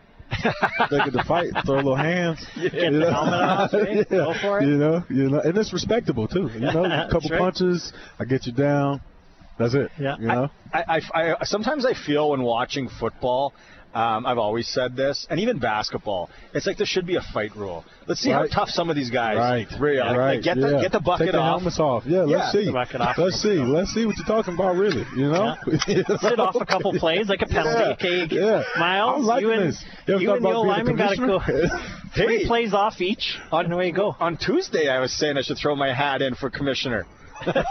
Just put your name. You're not going to know unless. That's right. What's the worst thing they're going to say? We increase viewership. You're a fool. It's the worst thing they can say to me. No, but it's a crazy sport. I guess so. Yeah, Baltimore. You got the Washington Capitals though. Yep. Right. Yep. We won a championship recently too. Yeah. Ovechkin. Yep, I know that guy. Yeah. Is he still with them? Oh yeah. Oh yeah. Okay. Chasing the all-time goals record. Oh, really? This year, Yeah. Go He's get legit. it, Ovi. Yeah. Russian. He's a man. Big, is he? Big Russian. Did not know that. Yeah. No, he's he was huge. Football-wise, what did you think? First off, you were watching that Montreal-Winnipeg game, and then what did you think about the punt and then the hurricane rolling in? Honestly, I was warming up. It was on the Jumbotron, but I was warming up, so I wasn't really. I didn't even see it. I heard about it. What happened? I don't know if you want to know. Yeah. Let's just. The punt went nowhere. Yeah, really? Out of nowhere, crazy hurricane, 80K winds blew right into the face of the Montreal punter. With 16 seconds left, he punted it 20 yards. Winnipeg came out, kicked the field goal to win it. Yeah, I saw them kick the second field goal. I didn't see that. That's crazy. Yeah, that is crazy. That's crazy. That's insane. We saw it, and they missed, and I was like, hey, they game over, right on. Chance for first place, and then it's like, why are they kicking? What's going on here? And then it's the win. It was one of the weirdest finishes to a football game. Are you a baseball fan? Not really. I used to play baseball, though. I was a baseball player for 1 year in high school. I was a catcher. Nice. Yeah. Oh, yeah. Because Yankees and Dodgers tonight. Okay. World Series.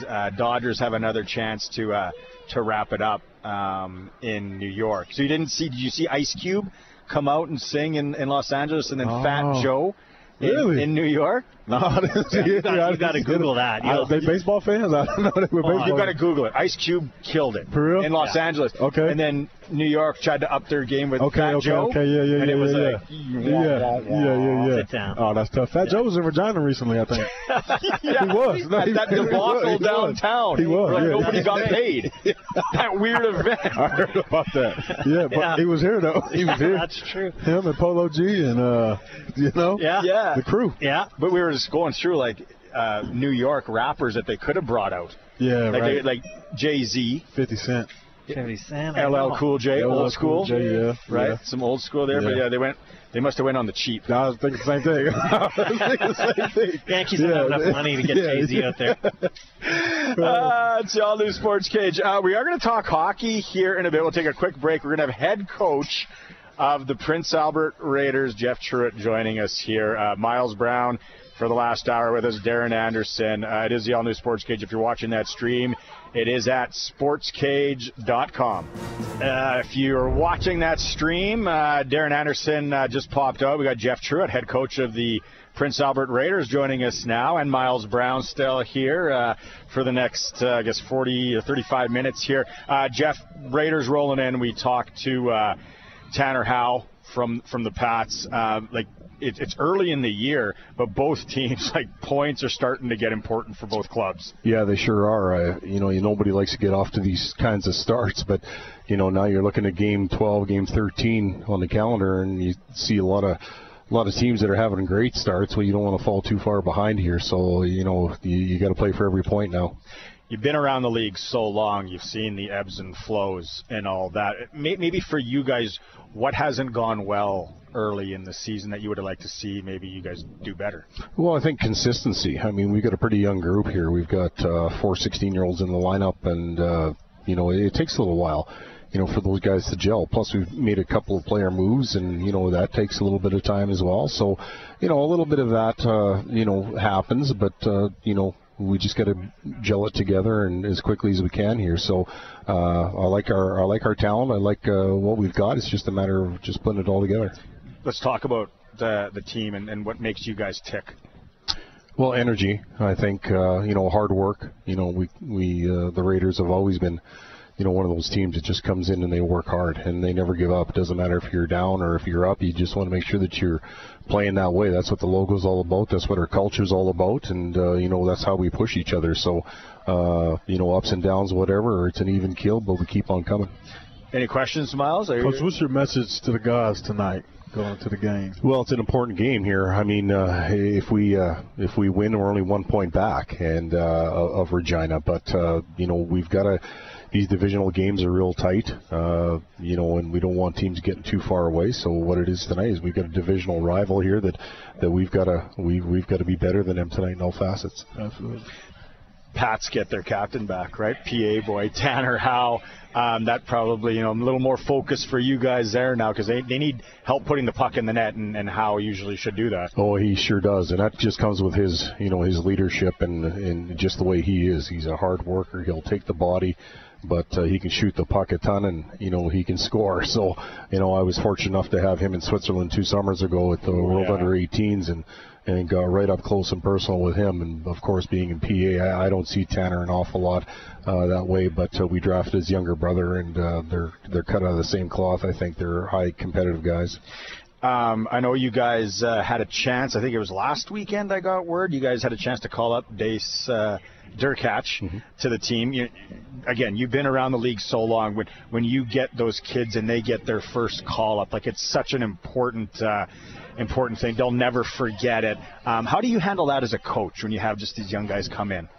Well, you know what? Enjoy it. It's just like any guy coming into any game at the professional level with the Riders. But it's no different for these guys here. It's their first game in a meaningful situation. But you got to have fun with it. If you tighten up too much and you kind of let your talent, kind of go by the wayside, we want them at their best. Enjoy it first and foremost. He's such a great student of the game. He's such a rink rat. He'd live in here if he could, just like his dad used to. But the banner's right there. Exactly. Yeah. But he's cut out of the same cloth as well, and he never cheats you on effort. He's such a good kid. Another Regina kid, Sievertson. I want to talk about. I had a chance to coach him in grade 8 aerial football. My wife was the VP at the school, so I had a chance to coach. And then we were in the final, and he had to get to Bantam AA exhibition game, which is my son's playing now. So I get it. It's come full circle. But what a talent for you guys there as a young guy. Yeah, big guy. He's tall and lanky, and he's got a heck of a tremendous shot. And again, with all these 16-year-olds, they're learning. And every situation, every night, every opponent's different. And how they play might not be the same every night. We try to get as close to how we need to play that way. But you're up against different guys. You're up against drafted guys, 19, 20-year-old NHL signed guys. You're up against guys your own age. You're, bounces all over the place. And, he's learning. And just like every other, rookie in the league, that, you learn and you get better. And they certainly have.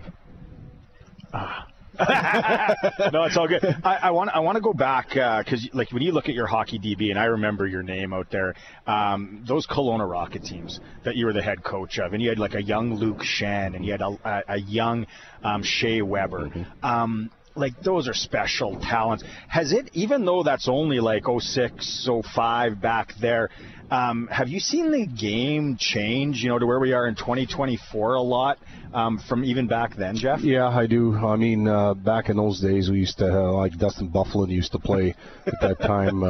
Bugard was in the league then. A lot of big, bruising, tough guys in there. And I mean, Luke Shen was a tough kid too, even as a 16-year-old. He slugged his way there. And Shea Weber was such a powerful, dominant guy. He just eluded that. Now what's happened is there's a lot more skill, a lot more speed. Even with guys that are big, they can move, they can do different things. Not a lot of the power, I wouldn't say is evaporated, because there's still that in the game. Like, guys will give hits and whatnot, of course, and but the skill level, has made this game faster. These kids have trained ever since they were just so young about it, but I just see the skill and speed coming up so much from when we were in Kelowna.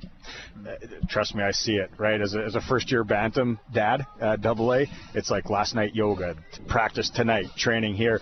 Brad Haroff, his kid plays on the team, right? So he's an assistant coach. The practices are just next level to even what I was watching, a young Luke Shen in Saskatoon and stuff like that. Last thing I want to leave you on, just your thoughts of it, because you've been around the league so long, is the chance now for some of these kids, what it looks like to maybe go NCAA route. Did you ever think that you would see that in your time if it happens?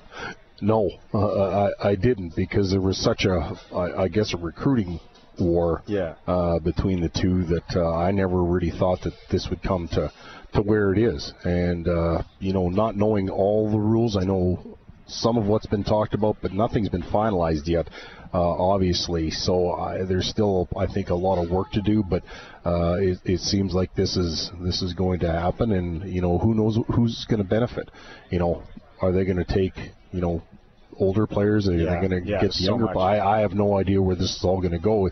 It's a very interesting model if it comes to be, but we're just going to have to wait and see where it goes.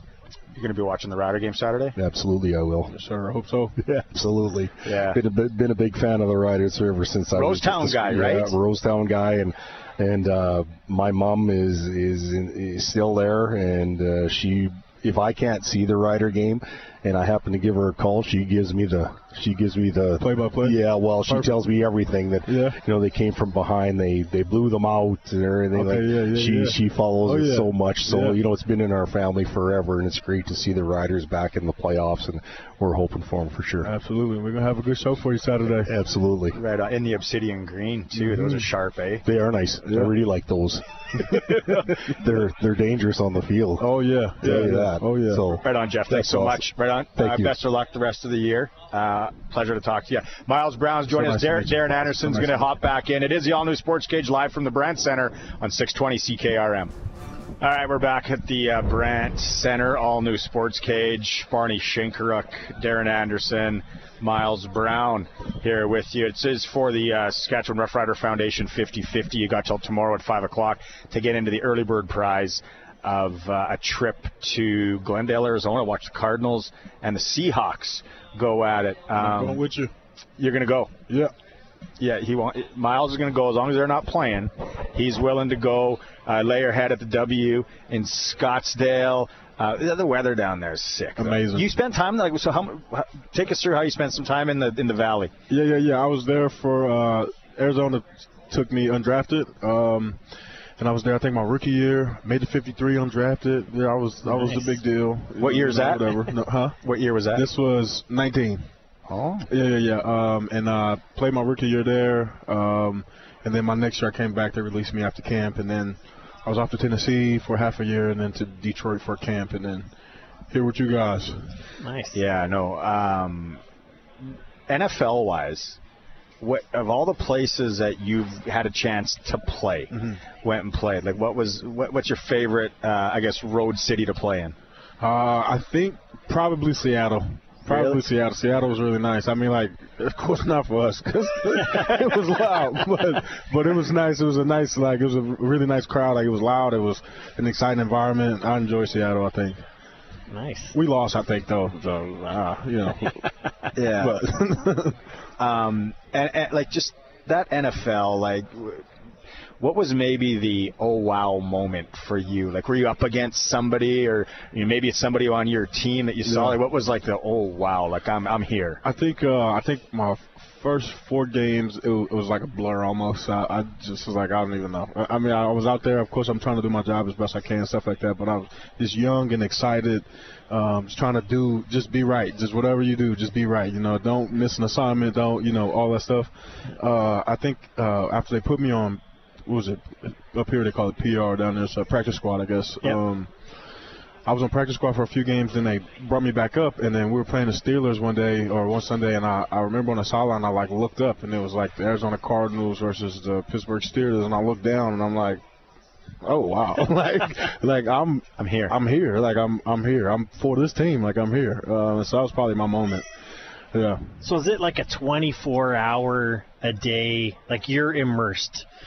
There's no do you know what that's what I'm getting from you. You're 4 games in a blink of an eye. Is it every day you have? This is what I got to do to be ready. When that season goes. For sure. I mean, of course you want to be prepared. Preparedness is probably one of your best friends in pro sports. And so every day you try to do everything and avoid the feelings of the monotony of it and getting tired or bored of it because it's okay, I got it. It does become a routine, but it can get tiring sometimes. So it's a lot of emotional fighting, and then it's just being strict and time management and stuff like that. And yes, it is every day, absolutely, and it still is every day. You have to take care of the body. This game is brutal. It takes its toll on you, and you got to stay young as best you can. So. What do you do to do that besides stuff that I guess you'd probably do at the facility, right? But, like, what do you do? Like, is it diet? Are you pretty strict diet-wise, or, you know, just kind of... Well, you can't be just a loose cannon out here, you know, just eat whenever you feel, of course. Try to stay, I wouldn't say I have the strictest of diets, but try to stay within, you know, some boundaries. You can't, you know, go every day just right. You know, eating McDonald's at 11 o'clock. Western pizza all the time. Knocking down ice cream by the pint. Not me.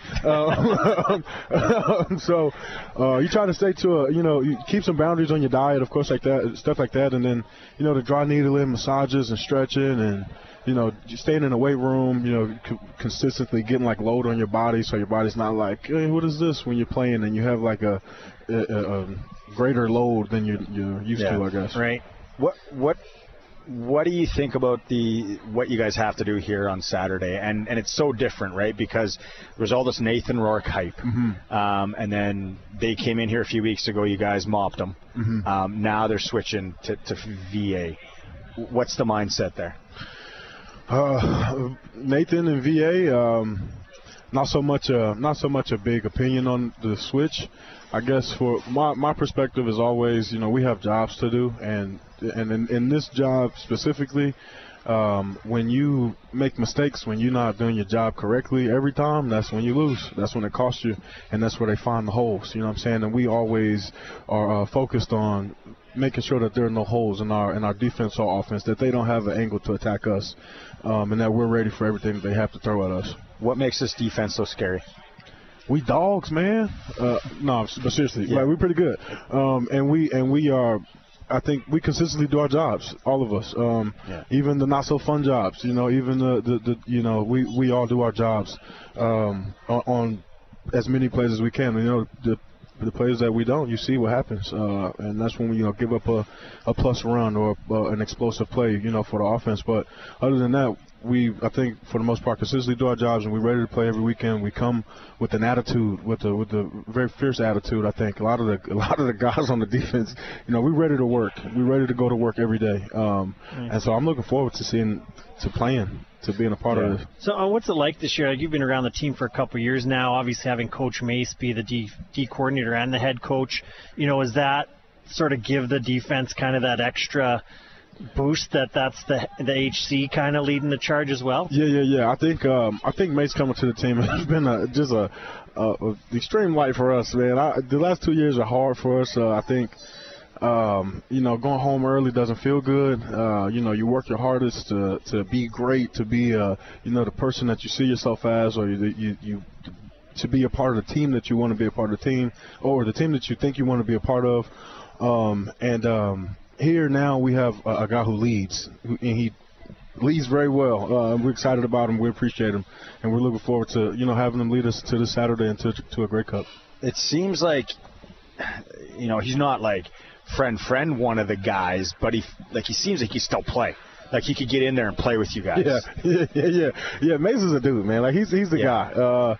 He's a very personable person. I think he's just he doesn't carry that I'm the head coach, you know, nose in the air kind of thing about him. Like, he's just a guy, man, and he comes every day. He's excited about work. He gets us excited about work. Some mornings you don't really feel like it. And then he come in, tap in, man, and then, you know, you tap in, and we back, you know. And so we appreciate Mace. Nice. So you said you played both sides of the line this year in your whole career. What's the tougher side of the line? The dudes, like, who you got to be tougher to play on the D line or the O line? D line for sure. D-line without a doubt. O-line, you can get some help. You know, you mess up, you get beat. You know, you just gotta, you know, just hope, you know. But D-line, you know, we take it on dubs all day long. It's and it's not a lot of glory. You know, so definitely D-line. How much of pain in the ass would it be to have to tackle AJ Ouellette? I've done it before. Well, yeah. No, I know you don't. But let's say in this, you know, it gets a little bit colder here come Saturday night, and he's coming downhill. Got to put a body on the body. He's a big guy, man. He's a big guy. He runs hard. I know he's gonna bring it, and I just hope they, you know, we'll see if they're ready. We'll see if they got it. Yeah, man. Like, that defense is there. He is right there. It's like pushing a stone down the hill. Push a boulder down the hill. Just let it roll. See what happens. He's gonna bring it. Like, look at that. Like, if you're watching the stream, you see in these runs, like, just so as Coach Mace hurts people. Is it a different? Look how he finishes that run. You see that? Yeah. Forward leaner.